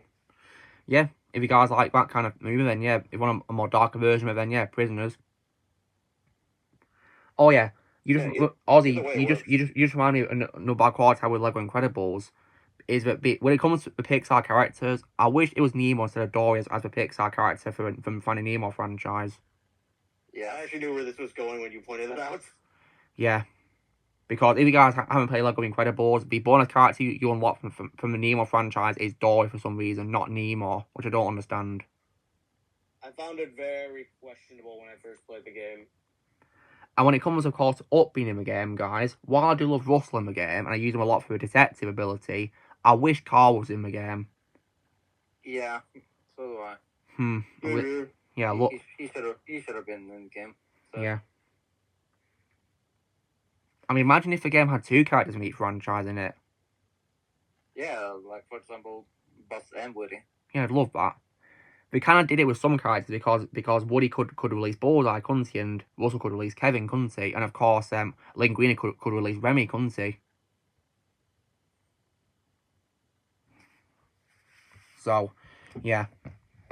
Oh yeah, when it comes to pronouncing words correctly, guys. Have you guys also noticed that when I talk about Gamora's actress in my reviews, I put on an accent when saying her surname? Because if you look at her name, guys, it's spelled Saldana, but it's actually got an accent on the N, so that's why I pronounce it as Saldana. See, I pronounce it like that, yeah. Zoe Saldana is a great actress. Yeah. And I said her name as well on my review Pirates of the Caribbean 1 too as well. It's a shame that Anna Maria didn't return in a sequel, isn't it? Yeah. Yeah, I wish she came back. Yeah, would have been nice to see her. But Really, like, her conditions, like, the working conditions she got weren't, let's say, really that's fair. All I'd say is give her better conditions then. It's not rocket science. I mean, Luke, if this does make you happy, I mean, Lego kind of does her justice because she's in the other movies. Really? That's good. Yeah, so there's some justice there. Well, at least Lego gets her character right. Yeah, because honestly, she would have really made a great addition in At a World's End. Yeah, take her on the final battle. Love to see what happens. As a bit like like a bookend to a trilogy, how it brings back characters from the first movie.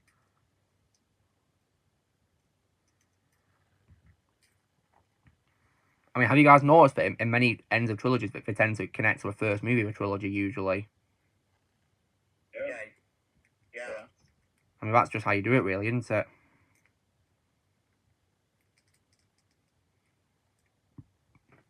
It's kind of poetic, really, isn't it? How it calls back to what started it all, really. It's like poetry, it rhymes. Yeah, didn't George Lucas say that?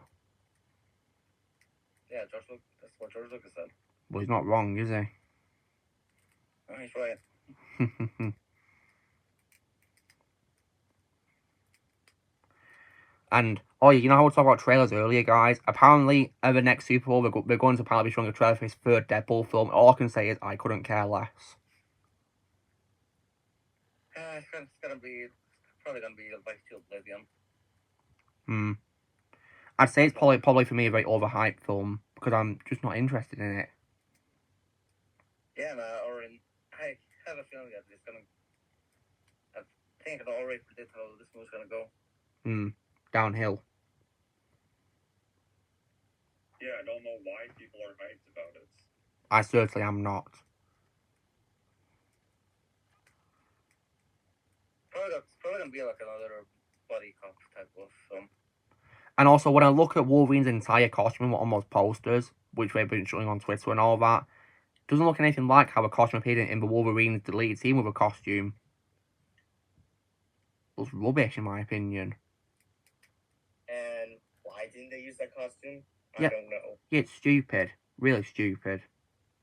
Yeah, because the Wolverine costume, despite it being in the deleted scene, it was still really cool to see, though.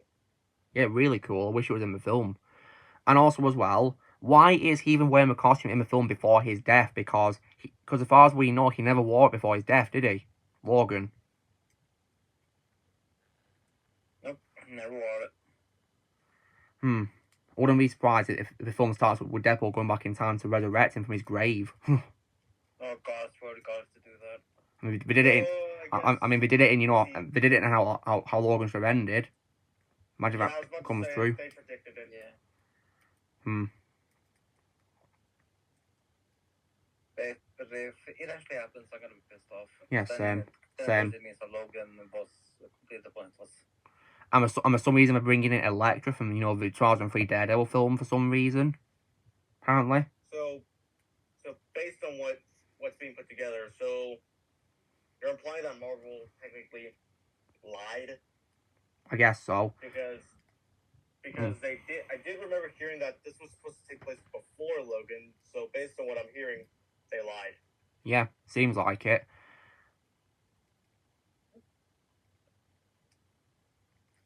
But like, if it's going to take place before Logan, it creates plot holes, doesn't it? Lots of them. And also, my question as well about Elektra is, where's Daredevil? Like, surely we can't have Elektra without Daredevil, right? It makes sense without him. Yeah, I wouldn't be surprised either, but I'm not going to see it happen Dark Prime. But if they have the guts to include that song, I'll be well mad because I love that song, Bring Me to Life. If you guys heard that song, Bring Me to Life by Evanescence. No, it's my favorite song from them. Yes, I think it makes for training. It's called Bring Me to Life. It's from Daredevil. It's from training scene, the training montage. Yeah, I love that song. Is that from the Daredevil 2003 movie? Yes, Yes, in the training Okay, scene. then I've heard it. Yes, Because the thing is that I've heard that song a lot in music videos, like when they specifically Sonic. That's everywhere. But There's a video version of Sonic, believe it or not. But you guys were pleased to know that, like what I mentioned too, I won't be acknowledging Deadpool 3 at all. No chance. I mean, there's really no point because Wolverine and Logan are gonna meet up in that game anyways. Of course, they are in many different ways actually, Ozzy. For example, of course, Hugh Jackman's Wolverine and Ryan Reynolds is Deadpool and also all the versions from the first Lego Marvel game as well. Steve Bloom and Nolan North. Yes. My two favourite voices for characters there.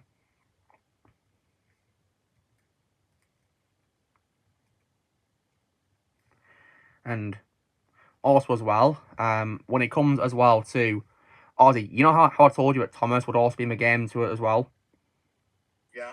He'd be similar to Lightning McQueen from Lego Incredibles, where he's both a playable character and a vehicle to drive, basically. And what's cool is if he plays a character, you can actually jump onto him to drive him. Oh, nice. Yeah. And also, Ozzy, as a bit of a reference to Ant-Man, Scott Lang will recognise Thomas. Yeah, I see what you did there. Yeah. But it was really good to see him in that film. And thankfully, unlike Blood and Honey, they didn't ruin Thomas, did they, in that film, did they? Nope, no, they did not. It's also really sad how even that film does Thomas better than today's Thomas, doesn't it? It does. Hmm. Oh, I lost the header, and that was just a cameo. Indeed. That is sad. Really sad. And Ozzy, when it comes to, that awful Thomas show, which was a reboot, have you by any chance heard its theme song in the intro? Does it even have an intro? It does have an intro. I don't think I heard the theme song, and I don't want to hear it. Yeah, I mean, what I'm wondering is it a rendition of a classic theme song or the hit era song? If I have to take a guess, they probably just created a new one. Possibly. I mean, my favourite theme, of course, is the original theme, obviously. Yeah, and you know what? I think they're better off just having it just be a completely new one, because do you really want to hear an awful remix of the original theme? No, absolutely not. Yep. There's your answer. It's good to do something new, isn't it? Yep. I mean, and again, I won't really deny it with the hit series. I did sort of like the Engine's roll call song, even though I prefer the original theme much more. Yeah, it's definitely a very exciting idea, Exalted Nerd. And also, Exalted, you're probably going to ask me who would I cast with Thomas in the game. Well, because we sadly lost Michael Angelis and George Carlin, and because I, of course, despise Alec Baldwin, and I personally, as well, I'm not a fan of the CGI voices of Thomas or the voice of Magic Railroad, which is why I would make it a big effort to bring back Ringo Starr as Thomas. Yeah. Nice choice. Yeah, because I love his voice of Thomas. If you were to ask me, I think he's a very underrated narrator, Ringo Starr. And I think he deserves tons of credit, for bringing the show to life, really, You, Aaron, what's up? Nice to see you in the comments there. Yeah, it was definitely really funny, Darth Prime, weren't it? Really funny.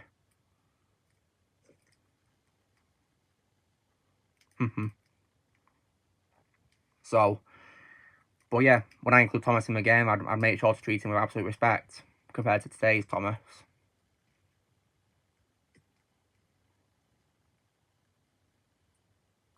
And also Ozzy as well, as a bit of a nod to fans of the American dub of Thomas. Chase McCain will also interact with Thomas as well. Oh, that'll be awesome. And you can guess why, can't you? Yeah, I think so. It's because his voice actor Joseph May also voices Thomas in the American dub of Thomas. There's my answer. Yep. Yes, he did, Exalted Nerd. Ringo Starr started it all. Absolute legend. And that's why I think he deserves the opportunity to play Thomas again.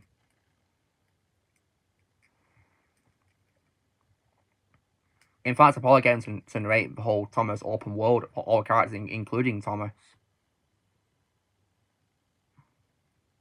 But now that we're mentioning Thomas again, I should mention that I finally did hear Pierce Brosnan's narration of Thomas.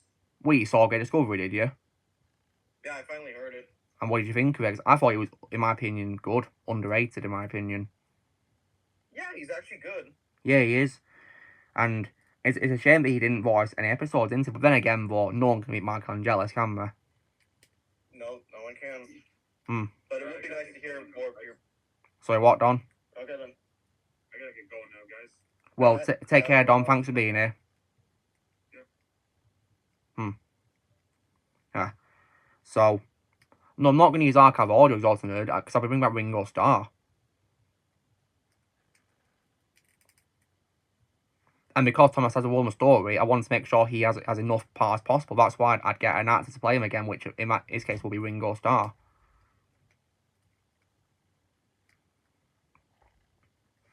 Because one thing I'll be doing with this game, if I was to make it, would be to include as many, actors as possible, not using AI voices or archive audio, Especially the AIs. Yes. And of course, unlike certain other games, which I hate, I will treat characters with absolute respect in them. Yep, unlike a certain movie from last year. Yes. And for example, I've already told everyone here when it comes to Christopher Reeve's Superman in the game that because I really hate how a flush movie handled Christopher Reeve's Superman with an ugly CGI cameo. So that's why instead of using an AI voice for the Donnaverse Superman, I will bring back Brandon Routh as him. That's what I do. I'll bring back Brandon Routh.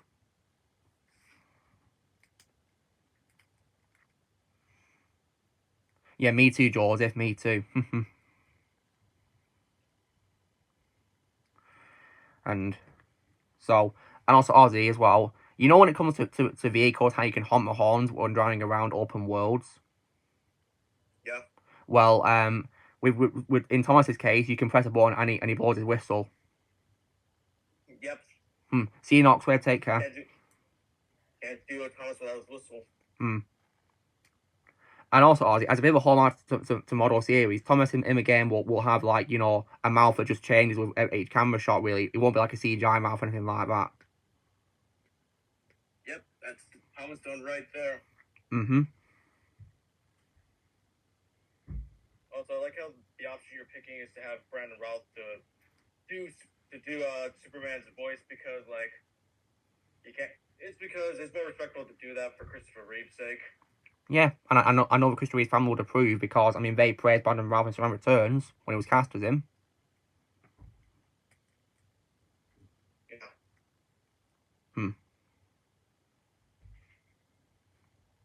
So, yeah, that's what I could do, yeah. Yeah, it was horrible, weren't it, Darth Prime? Horrible. Like, you can easily tell with CGI when it's not supposed to be obvious, but yeah, they made it obvious. And it was absolutely horrible. Yep. And they didn't even get Permission. Was that like the thing? Didn't even get Christopher Reeve's family's permission. Yeah, it's true. They didn't even see the film, and they didn't get permission for them to use his likeness at all in the film. They still used it anyway. That makes me despise the crew of the Flush film even more, and the film itself even more. Yeah, that'd be like if I was in the, let's just say for example, I'm in the middle of making a Ninja Turtles game and I want it to be based off of the 80s era, and I don't get permission from James Avery's family. Yeah, exactly. That's a good point. Yeah, rest in peace to James Avery. I mean, Ozzy, because of that, would you say bring back Michael Richardson instead? Yeah, As Shredder. Because again, because not only is he my favorite Shredder of all time, he does a spot on impression of James Avery. Yes, so why would you use an AI voice of James Avery when you can simply bring back someone who can do a good impression of him? Exactly. He can do him justice. Yeah, exactly. But there's better ways to do justice to a character than using AI voice. Much better ways than an AI voice.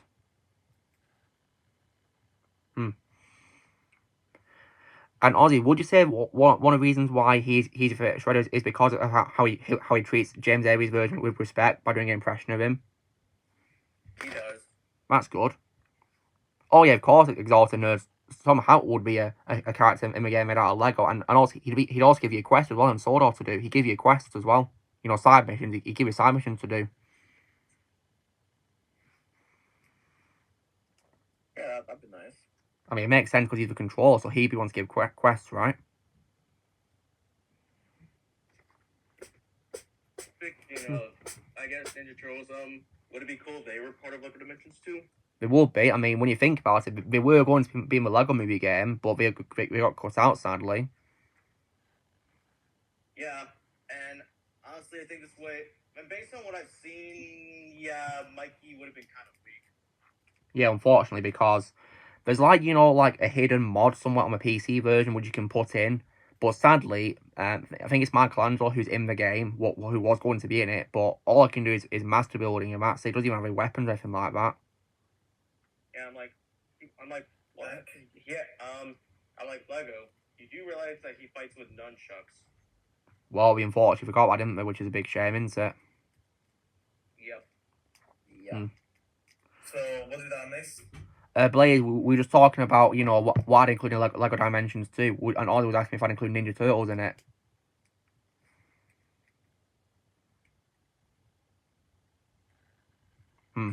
That's what I'd do. And, yeah.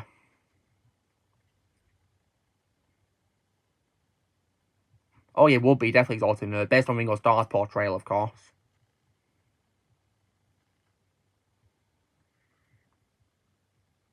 That would be pretty cool. I'd also make reference to him being narrator as well with his conductor as well.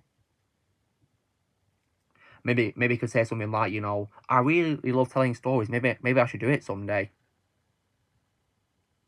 Something like that, you know. Yeah, that was really cool, Joseph. Apparently Ringo Starr voicing for that music video, which was pretty cool. I mean, it does help because it does help because Ringo's a singer, so yeah, Power Beatles, so that probably makes sense, doesn't it? Yeah, when it comes to Dimensions 2, would you include Star Trek? Yeah, of course I would. I think that'd probably be their first Lego appearance, wouldn't it? Yeah, I'm surprised that Lego Star Trek hasn't even happened yet. I mean, it's a massive franchise. It's not got a Lego franchise for some reason. Like honestly, it's one of the most successful franchises of all time, and Lego still hasn't made a Lego set yet. Yeah, it's very strange. I mean, not even an Enterprise. Yeah. Can you imagine how much money Lego would make from selling the Starship Enterprise? Probably a lot. There's plenty of material they can use for Lego, isn't there? Lots of it. Yeah, because you want to know something I was not expecting to ever be turned into Lego? SpongeBob. Wait, did I get a Lego release? Oh yeah, Lego SpongeBob. Yeah, Lego SpongeBob. Nice. Yeah, That's cool. Came out in 2006, I think. Wow, it's old then, is it? Nice. Yep, but if you're wondering why it got discontinued, I think it's because Lego lost licensing to it, I think. Ouch. It really does suck. And because I really love that theming. That's like the best Nickelodeon theming for me. I mean, it's basically my favourite show, isn't it, Ozzy? So I can see why. Yeah, I also like SpongeBob. If I had to pick a second favorite Lego Nickelodeon theming, that would go to Ninja Turtles 2012. Nice. And when it comes to, you know, Lego as well, guys, there's other franchises I'd love to include. I mean, because it's basically the biggest Lego game of all time, really. Biggest one ever.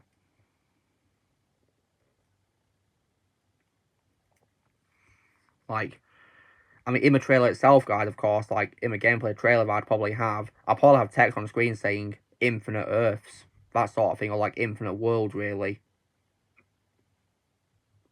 Like, the answer to a question of how many worlds will be in the game is infinite. That sort of thing, really. And in terms of, like, exploration, it will be similar to Skywalker Saga's size of its planets, you know, where they're massive, of course, but obviously much bigger to allow for flying characters, of course.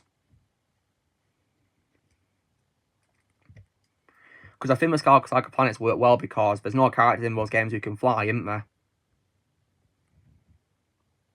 Nope. I mean, come to think of it, I don't think any characters in Lego Star Wars games can fly, unless you count jetpack characters, who only fly briefly, hovering. That thing is how the old Lego Star Wars games got it right instead of Skywalker Saga. Yeah, in my opinion, the hovering sucks in Skywalker Saga. Yeah, it's only like 5 seconds and then you land again. Yeah. Hey, Daniel. Yep. It's going really well, thank you. Yeah, nice to see the comments. We're just talking about Lego. And yes, it's also another. I will definitely include Transformers. And it'll be based on G1 though in the game. G1. And I would also probably include maybe like, you know, Transformers Prime's world and also Transformers Animated world and the Unicorn Trilogy world as well and Beast Wars 2 as well, really. For the sake of its fans, of course. Yep. And I guess also as well Bumblebee and Rise of Beasts world and I guess maybe Bayformers possibly for its fans. Oh yeah, Bayformers.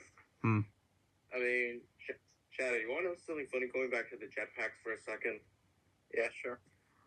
So the other day I was trying to do a side mission. Not a side mission. I was looking for Kyber bricks in Skywalker Saga, and there I was in Tatooine. I was about to grab it. I used my jetpack, and then all of a sudden I fell off a cliff and died. Oh no. Oh, no. That's very unfortunate. And I had to do it all over again. Did you get it eventually, Ozzy? I did. Oh, thank God for that. Yeah.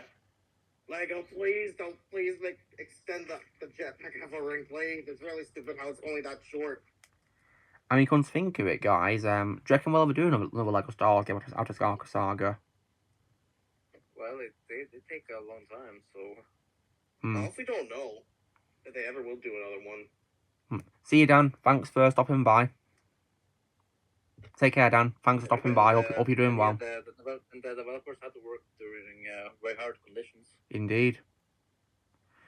Like, what if that game ends up being the final Lego Star Wars game we're ever gonna get? It might be. I mean, because let's face it, you know, like, they've not really got much else to adapt, have they now? Not really. Unless you course count the D- shows. Ugh. Well, I guess you could get another Clone Wars game. That'd be good. Imagine if we did a game based on.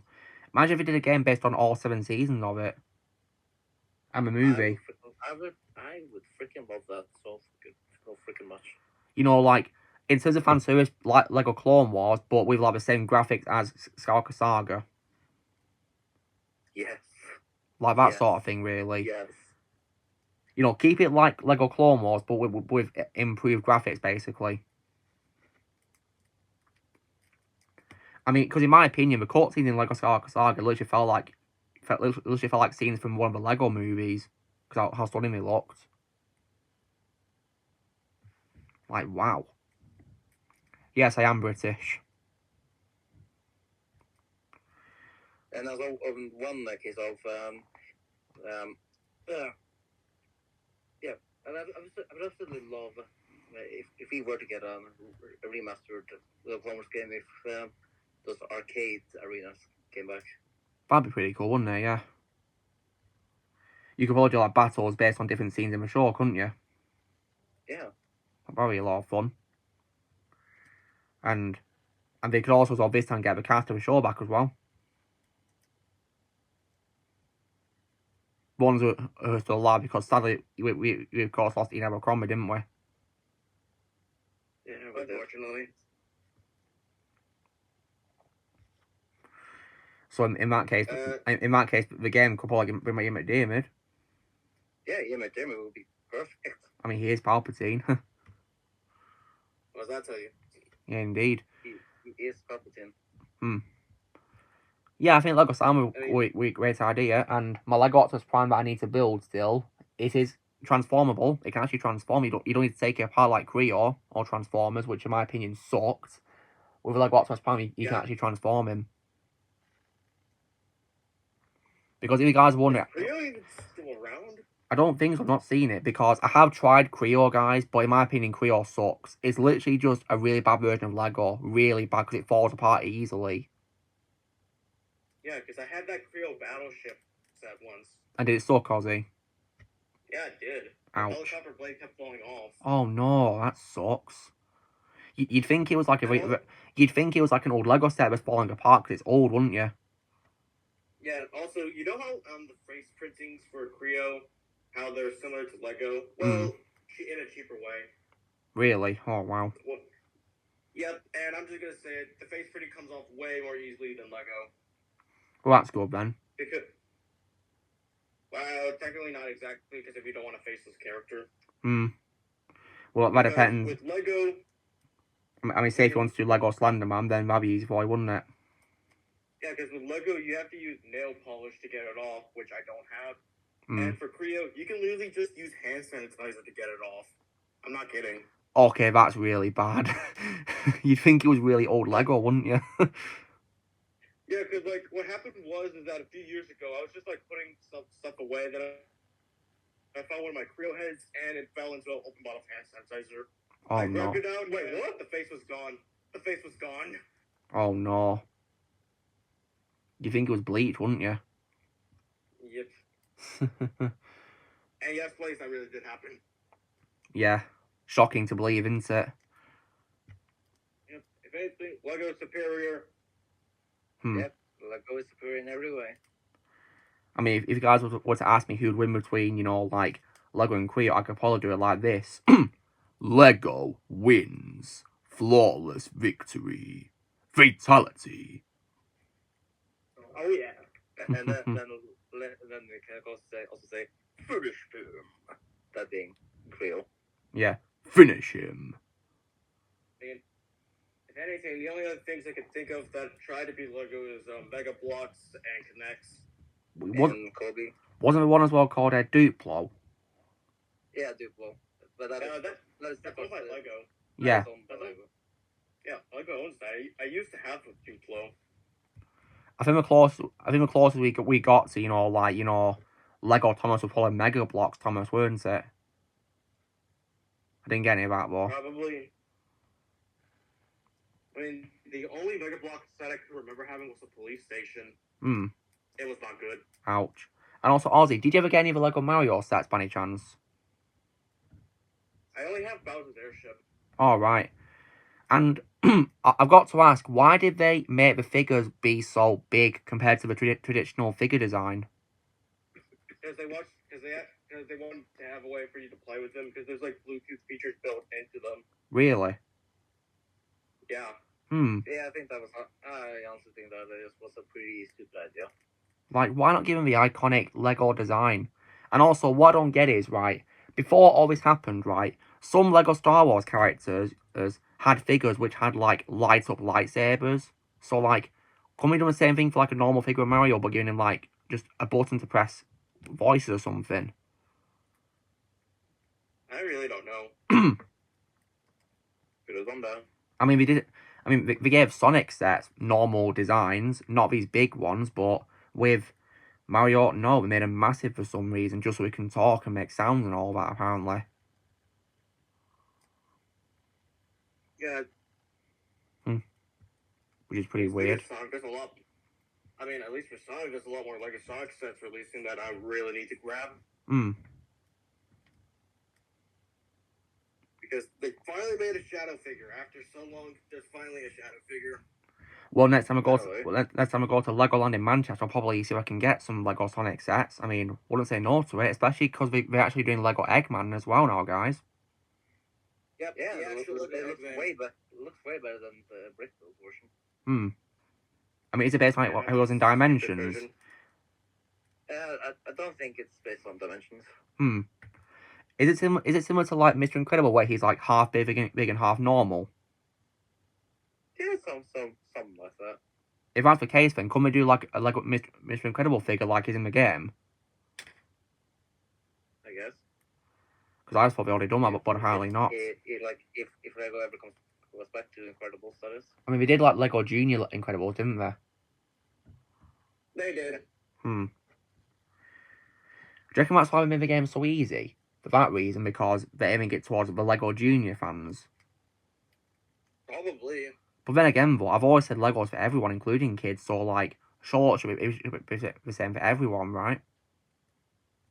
Yeah, and when it comes to Lego Junior, I think I've only had one of their sets. I mean, all I can say about, you know, Lego Incredibles is, I'm not bothered about it being easy, because I needed something to cheer myself up after a hard time with Lego Marvel 2. So I felt better playing Lego Incredibles. For that reason, because it was easier. I really appreciated it a lot. It's basically a stress reliever. Yes. And I think Lego DC Supervillains, my favourite Lego game of all time, will also be much easier to do simply because of pure enjoyment for it.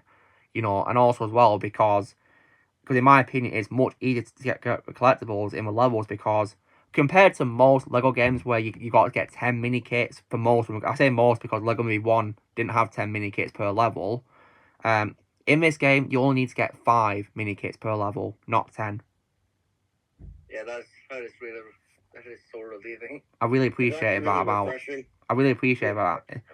It's one of many reasons why it's my favourite Lego game of all time. Yeah, it's like Lego thought, let's give our fans a break and let's break this and let's like this. You know what? Here's how the developing went for the mini kits. You know what? Let's give our fans a break from collecting 10 mini kits and break this into half. Yeah. And I do also love how a design is literally the Lego Batman mini kit, but with graffiti on it. Yeah, pretty much.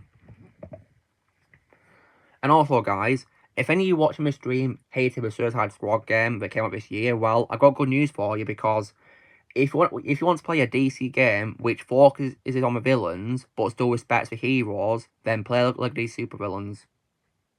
Yeah, because this one respects Kevin Conroy. Yeah, it does because he's in the game, guys, as Lego Batman. I'll be right back. No worries. It's also on Mark Hamill's first ever time playing with Joker in Lego form, isn't it, as well? Yeah. And he got to be in it with Kevin, which was awesome.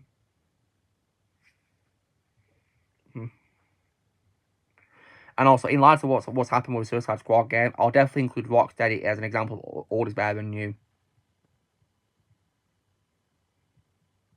And yeah, I'm so happy that this game is failing so bad. It's what it deserves. Like it is literal karma. Yeah, it's what it deserves. And I can't help but to laugh every time I hear about it. Indeed. Is it? You disrespect Kevin Conroy, you get what you deserve. Indeed. Yeah, rest in peace to Kevin Conroy, the greatest Batman ever. Yeah, like Rocksteady had the best Batman of all time, and you did that to him. Dirty. It's just horrible. And I refuse to believe that's for Arkham versus Batman in the game as well. To me, it's not the Arkham Batman. No, it's not. I refuse to believe it's him because, like, are you telling me that the Batman from Arkham Knight who took down his raw gallery when stopping Scarecrow on the long Halloween night, you know, was defeated like that in Suicide Squad? Just get stuffed. Nah. Get stuffed. And you know what's also so dumb, Shadow, is despite this dumb scene, they're now teasing Batman's return for some reason.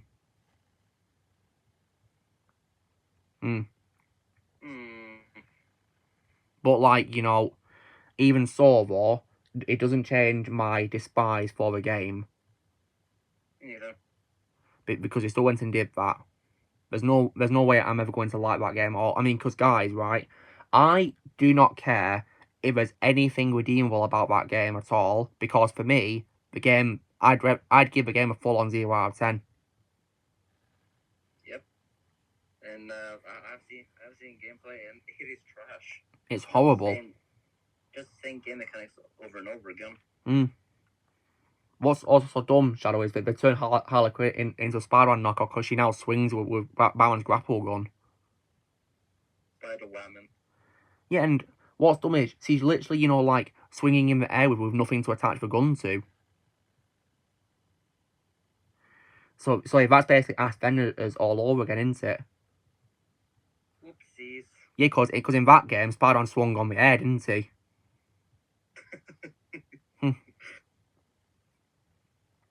But I think this game is in my opinion, worse than Ash Vendors because of the disrespect to Kevin Conroy. Oh, yeah. And I guess I could also say disrespect to Justice League themselves in the game, and as well to the Arkham games as well. If I'd even say it's connected to those games, which I pretend it isn't. And of course, how they disrespected the Suicide Squad. Yeah, I think they've ruined those characters a lot, especially Harley. And you know what's also worse is, in the game, there's apparently like a memorial for Kevin Conroy and Arlene Sorkin, but my question is, why is there not one for David Warner or Richard Moll, who we also lost in last year and the year before? Yes. Like how could you forget about the voices for Ra's al Ghul and for Two-Face? And I guess as well in terms of earlier deaths, like Michael Ansara, Mr. Freeze, and Bob Hastings as Commissioner Gordon, and Efrem Zimbalist Jr. as Alfred. Like, what's going on? Oh yeah, Luke, so I watched the cutscenes for the game, and Harley actually swings on a drone. On a drone? On a drone. Yeah. On a drone? How did it even hold? How did it hold a weight? How did it hold a weight? How did it hold a weight? It should probably pull the drone down with a weight. Oh my god, they don't understand physics, do they? Yeah, and the drone was that signed as well. Yeah, you see what I mean? Holy crap, swinging on a drone is one of the stupidest things I've ever heard. Oh yeah, please don't get me started on the Joker, exalted nerd. Because, like, it's just not the Joker at all. And as far as I'm concerned as well, this might be a big hot take, guys, but I would take Jared Leto's Joker from the Suicide Squad 2016 from over this Joker in this game. Oh yeah, same. Yes. That's what I'll say. Like, goodness me. Like this Joker is nowhere near as legendary as Mark Hamill. Indeed. Like, it's just not the Joker at all, and Yeah, so I know it's... Welcome back, Ozzy. We were just ranting on Suicide Squad. Yeah. Yeah, I heard you. I heard you guys. Your whole thing, did you? Yep. Well, Yeah. Some of it. Yeah. Some of it. Mm. And I mean... I side with you on that one about... Jared Leto. Yep, I side with you on that one. Yeah. Because, I mean, sure, the joke in that film was bad, but nowhere near as insufferable as one from this game. Because at least that joke is barely even in that movie. Anyways. Exactly. He's in it for like 12 minutes, so yeah. I don't need to suffer much, do I?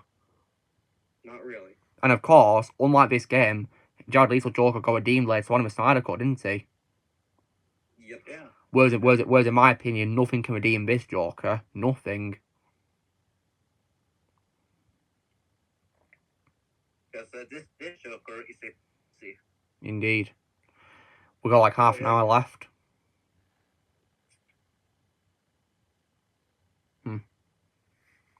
So yeah, all I can say is, you know, screw the game all the way. And you know what's also, I think it's also really dumb how Harley Quinn swings on a drone of all things. But like, how is it even supporting a weight? Yeah, that's the funny part. It's really stupid. Just absolutely ridiculous. So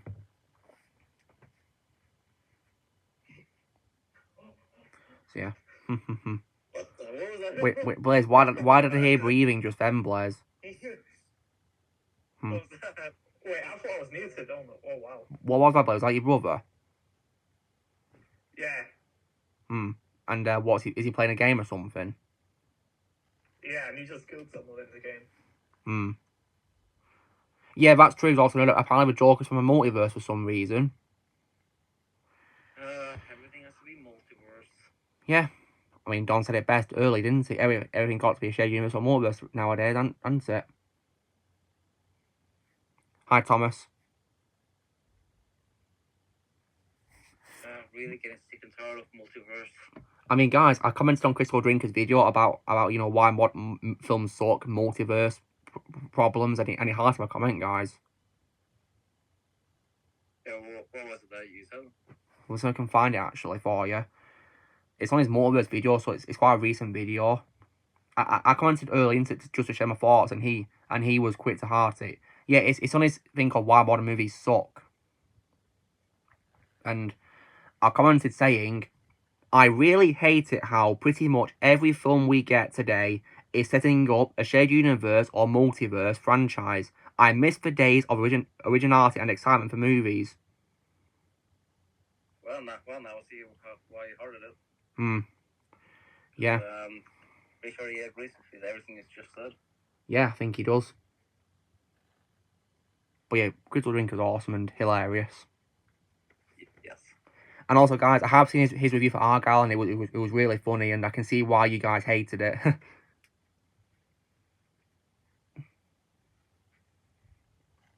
Lily. Did you see the photo of my dog in No Nightcap?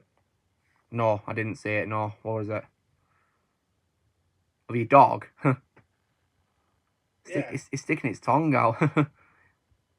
she's pretty funny. Your dog. Adorable. Cute.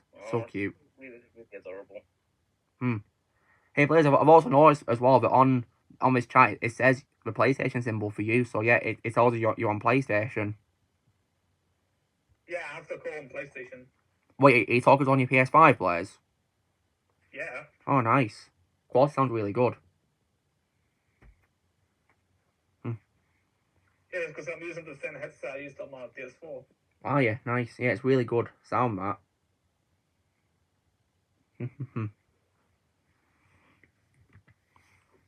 And also, guys. I'm playing Yakuza 3. Nice. And also, guys. What's that you on, Shadow? Yeah, I'm just playing some of my favorite game. Yeah, GTA 5, nice. And also, because I'm getting more and more games, guys, these days, I actually think I think it's giving me opportunity to do more collection videos in the future. Ooh, let's see that.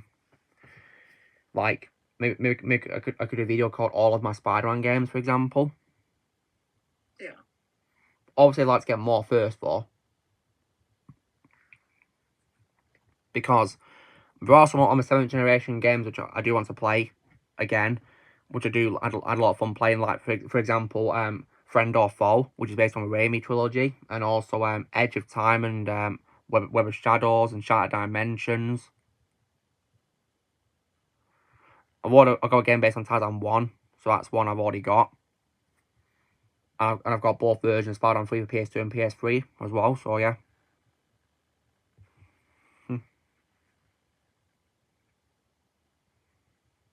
And as well, of course, when it comes to the games, well, the only one I refuse to get is Tarzan 2's game, because that game sucks in my opinion.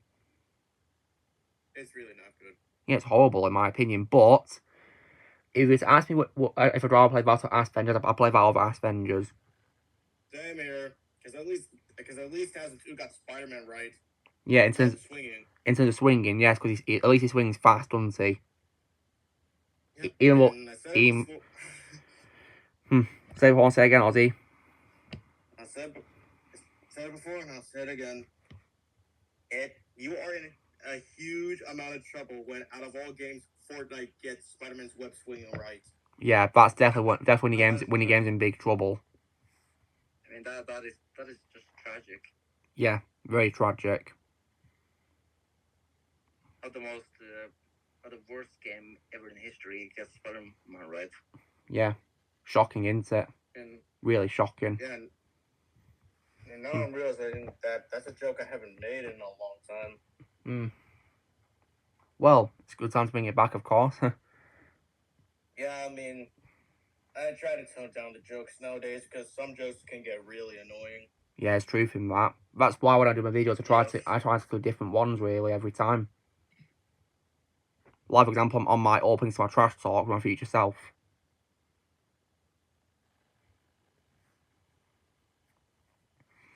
I mean, have you guys noticed that each opening's different? Yep.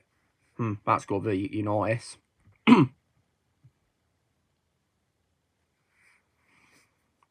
And so yeah, it's good to do something different really, because it means it doesn't get boring, does it?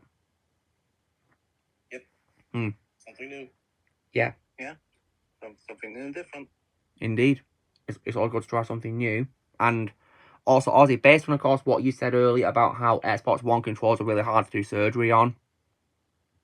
Yeah. It makes me hate Microsoft even more now. Yeah, because when it comes to consoles. Yeah, because Xbox didn't need to make it so complicated. Hey, my dollar, don't worry about being late, pal. It's fine. Don't worry about it. You're here now. Better late than never. Which is the actual name of the Thomas episode. Came from Series 2. Yep. But I'm going back to what I was saying. I don't understand. Why was it so easy to open the Wire 360 controller, but not that Xbox One controller? I guess that this could be an example of old better than new. Yeah, because at this point, it's like Xbox doesn't want you to fix the controller. They just want you to buy a new one.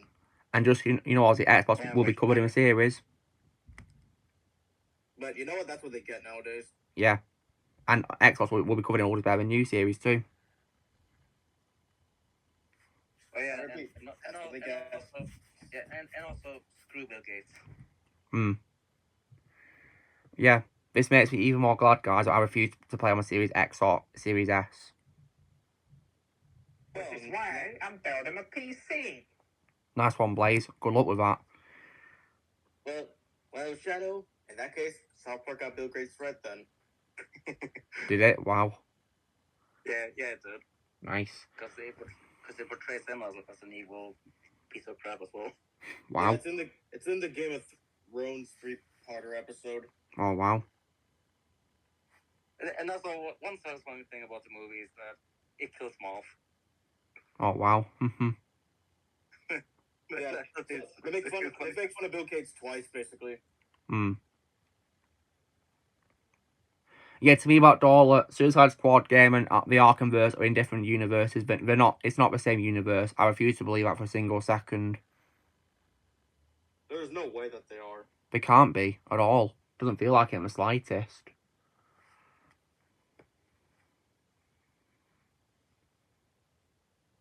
So yeah, all I can say is, you know, screw a game all the way. And like I said before, guys, I do not care if there's anything good about that game in it redeeming qualities. All I can say is that for me, the game, I'd give it a 0 out of 10. Yeah, but it doesn't deserve to be given any good qualities. No, it doesn't. There's nothing good about it as far as I'm concerned. I mean, guys, what's good about it? Oh, yeah, that's right, nothing.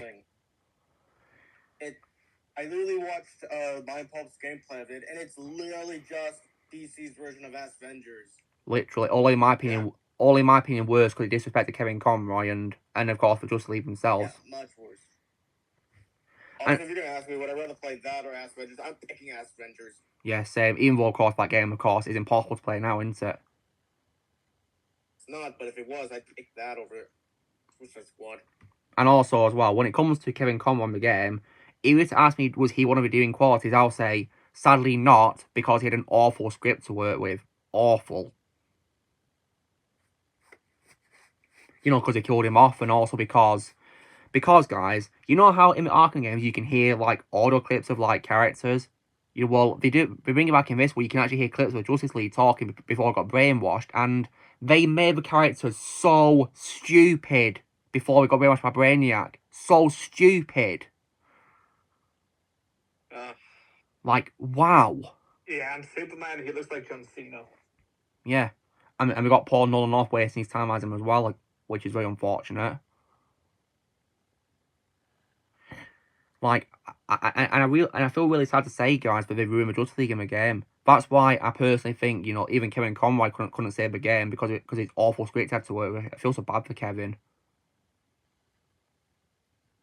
It's really sad when one actor alone can't save a bad movie or a bad game. Indeed. It's very sad.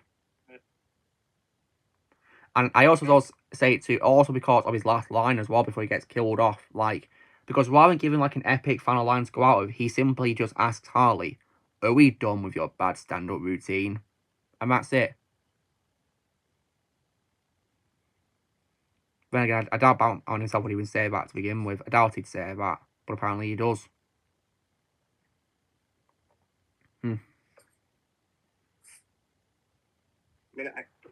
I can't even tell if that was supposed to be comedic or not. Maybe it was, but as far as I'm concerned, and it wasn't funny.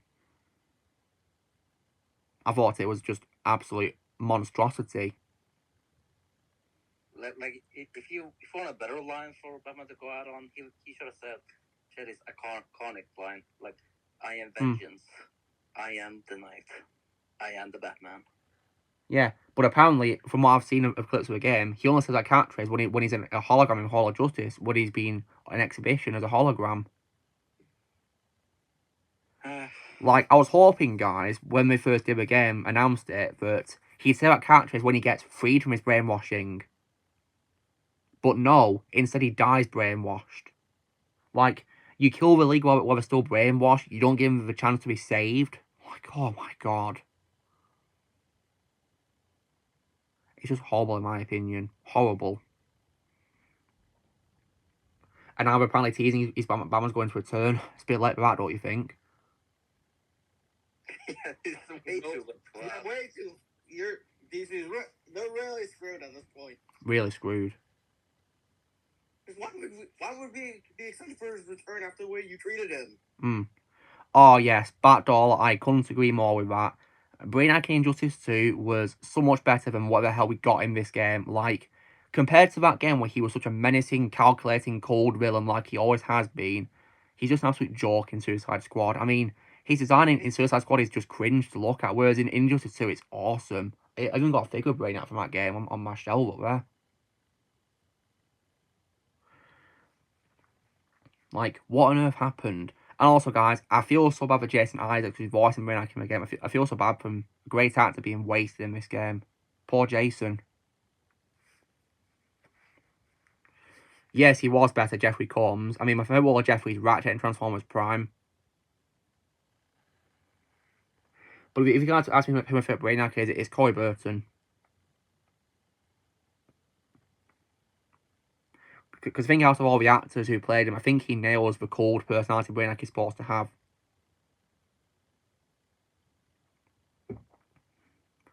But Jeffrey Combs is my second favourite because he was so great in Injustice 2 as in very menacing. Oh, hey, Luke. What, Blaze? Can you believe Yakuza 3 is a 2008 game and it's better than Suicide Squad? I can believe that, Blaze, because all ever new, isn't it? Yeah. Yeah, and based on, of course, what you've told me about, I'm looking forward to playing it when I get around to playing that after I play the Kiwami games. Mm-hmm. Yeah. I'll be playing, like, like release date and timeline order, Blaze. So I'll play, the Yakuza games, 3, 4, and 5 after I've done the Kiwami games. Yeah, Yakuza 3 is after Kiwami 2. Yeah, it is, isn't it? Because Kiwami 2 is a remake of Yakuza 2, isn't it? Yep. Nice one. You certainly did, Joseph. Oriberto nailed it. He's my favourite Brainiac.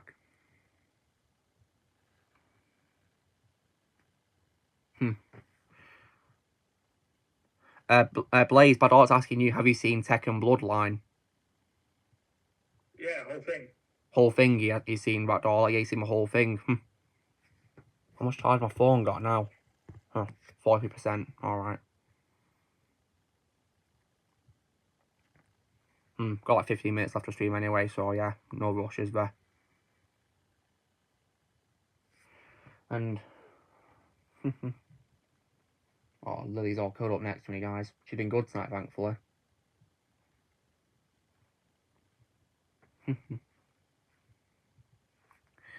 And I think I already know the answer as well, guys. If I was to ask you, would you rather watch 1 hour of Lily and Susie over that game? Would you say that Lily and Susie instantly? Yes. Yes. Without hesitation, yes. I mean, because would you say they're worth every second? Oh, yeah. And Ozzy, if you were to pick between the cats, would you say you like both of them equally? All of them. Nice. My favorites. Yeah, I'm not gonna pick favorites. Yeah. When it comes to those two. Both adorable. Two little best friends. And yeah, I think it's true to say as well, they both love my room too as well, because they spend the whole day here usually. A great company to have. Have you guys also noticed that sometimes they appear in the back of my videos when I'm filming usually? Yeah, I think a few times. I mean, did you see Susie walking towards me on my Lego Ninjago review, for example? Yeah, I saw that. Yeah, I think I saw that. Yeah. There was once a time, guys, as well, when Lily jumped onto my desk when I was filming a dog when we kid Dog Days review. It was a big surprise, really, but yeah. So despite you being a well-behaved one, she still has her naughty moments.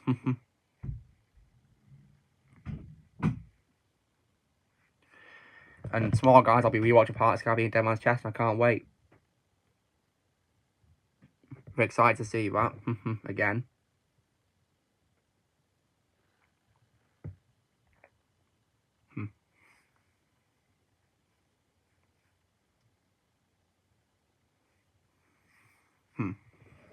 And I will say as well, guys, in terms of the overall mood, this stream's been better than last week's, hasn't it? Way better. Yeah. Thankfully. Because we had a good laugh and we had a good talk about what we love and all that too. And we've trash talked bad stuff in a good way, because we had a laugh ranting about it. Yeah. And whereas last week, of course, it was quite a miserable time because I was annoyed with, people not showing support. But yeah, this stream's been better, hasn't it? Yeah. Yep. Which is great.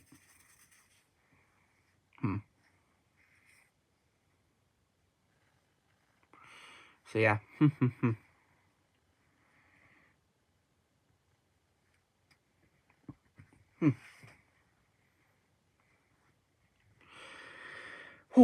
it's been really fun talking to everyone tonight once again, guys, and yeah, got about 12 minutes left now, 11 minutes even, so yeah. Yeah, and thankfully I don't have work, thankfully. Oh, that's good. I'm back in work, of course, on Monday, and then on Friday I break up half term, which is great.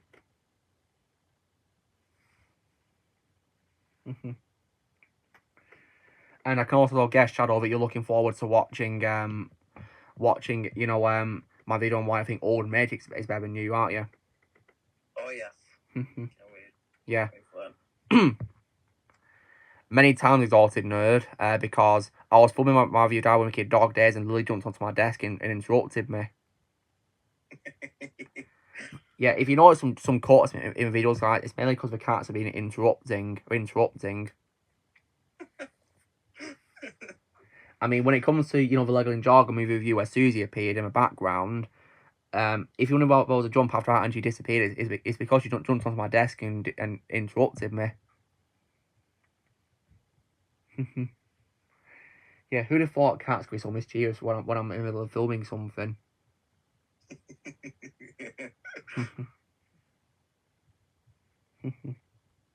Yeah, two little cuties. Nonetheless, well, still absolutely adorable. Got like 10 minutes left now.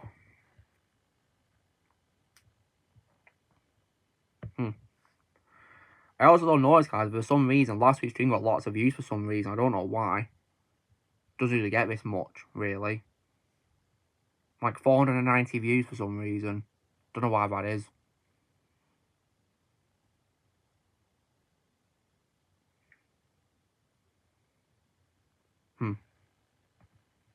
But I'm not really complaining much because at least, it shows people actually watching me. Yeah.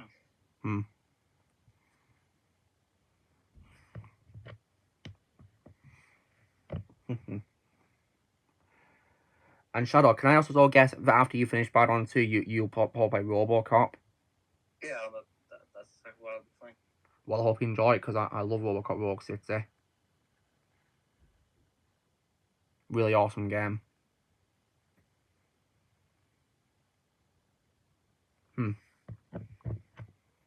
So, yeah.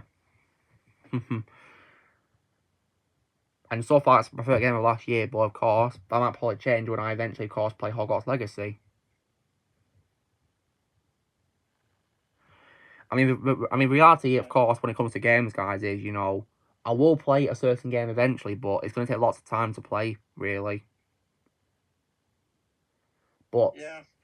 But the positive thing, though, of course, is that thankfully, there's no rush to play games, is there? Nope. Because they'll always be there. Always will be.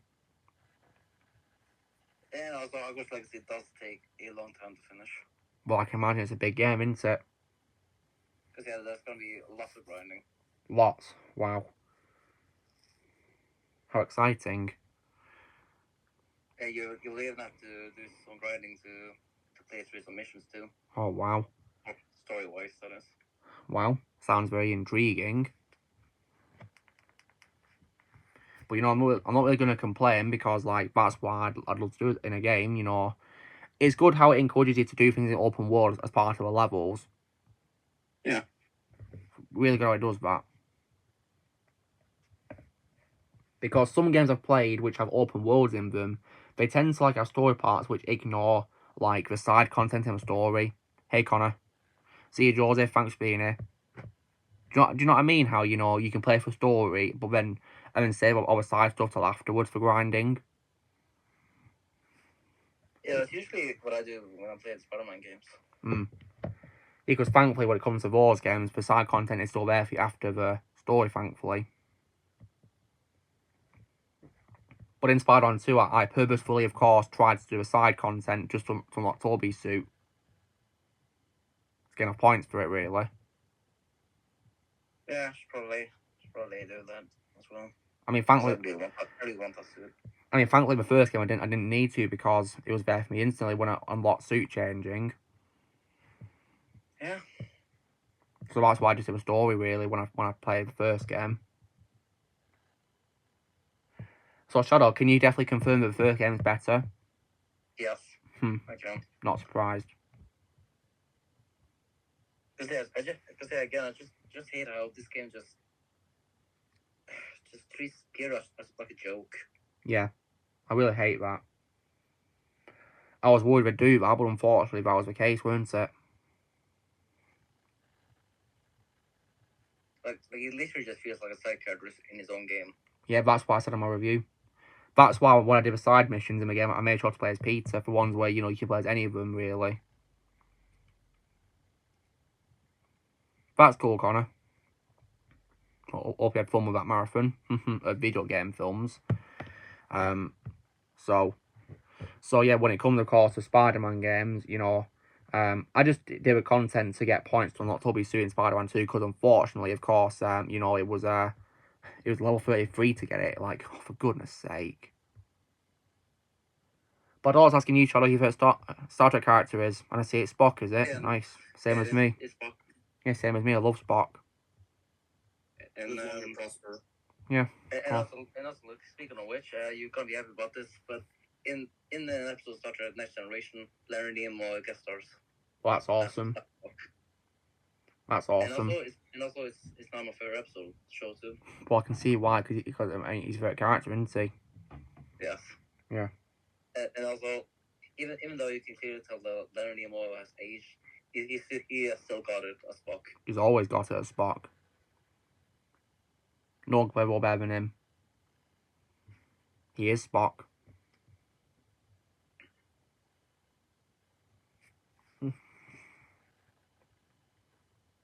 And I also love the tribute to Gene Roddenberry as well, that episode. Oh, right. Was that episode made around the time he passed away? Yeah. Oh, wow. Well, it makes sense to pay tribute to him, yeah. Rest in peace to him. What a legend he was for creating a great franchise. Please do, Connor. It's a great franchise. I've seen the films of it so far. Hopefully one day I'll check out the shows. The good shows, that is. Yeah, I'm gonna end with Picard. I've heard from Gary and Az that the third season of that show is good, apparently, so that's really good to hear. And apparently, unlike the sequel trilogy of Star Wars or Disney Wars, it gives fans what they want in that. Yeah, the entire Next Generation cast comes back. Which was exactly what Star Wars failed. Indeed. Because we never got to see the original trilogy cast back together. Yeah, that really sucked. I think even Senso planned about Dalek, because it's Senso is based on Sean Connery. In Darker Moon, that is. He's based on Sean Connery. And I think it's really cool they're based on Sean Connery, because Sean Connery is an absolute legend.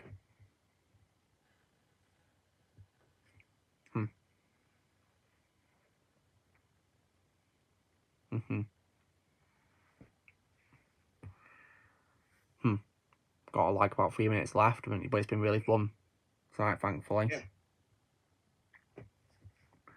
But if you want to see what I got this week, then please check out, you know, Half Nine to stream, because I got some pretty cool stuff. Most of it is retro stuff, and I know I couldn't be happier.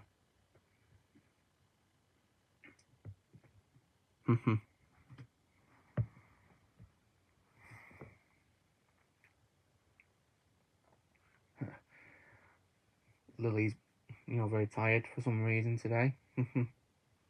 Great company as always. Wouldn't be a bad idea him voicing Sentinel Prime. Oh, I think it would have been a great choice voicing Sentinel. I mean, his voice is very hypnotic, isn't it?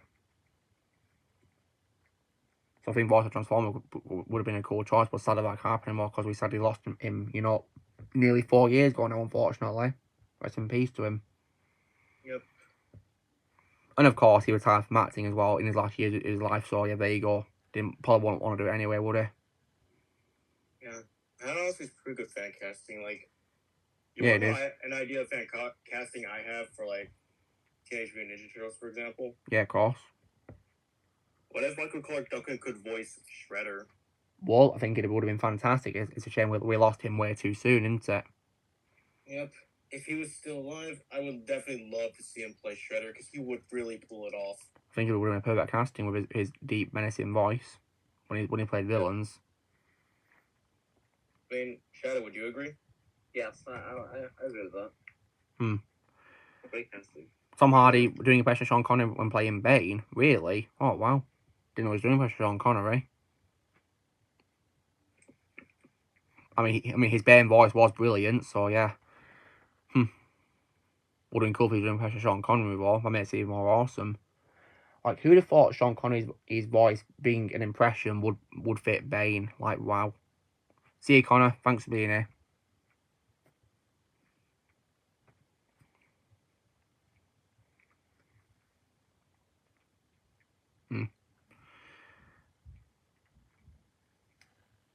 And if you guys would ask what your favourite thing was about this vlog that I dropped yesterday, what do you say was your favourite thing about it?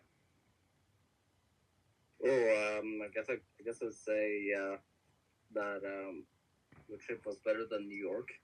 Yeah, that's what I said, yeah. Yeah, it looked more relieving based on what I've seen in the video. Yeah, it was much better for me, more relaxing, I must say, really.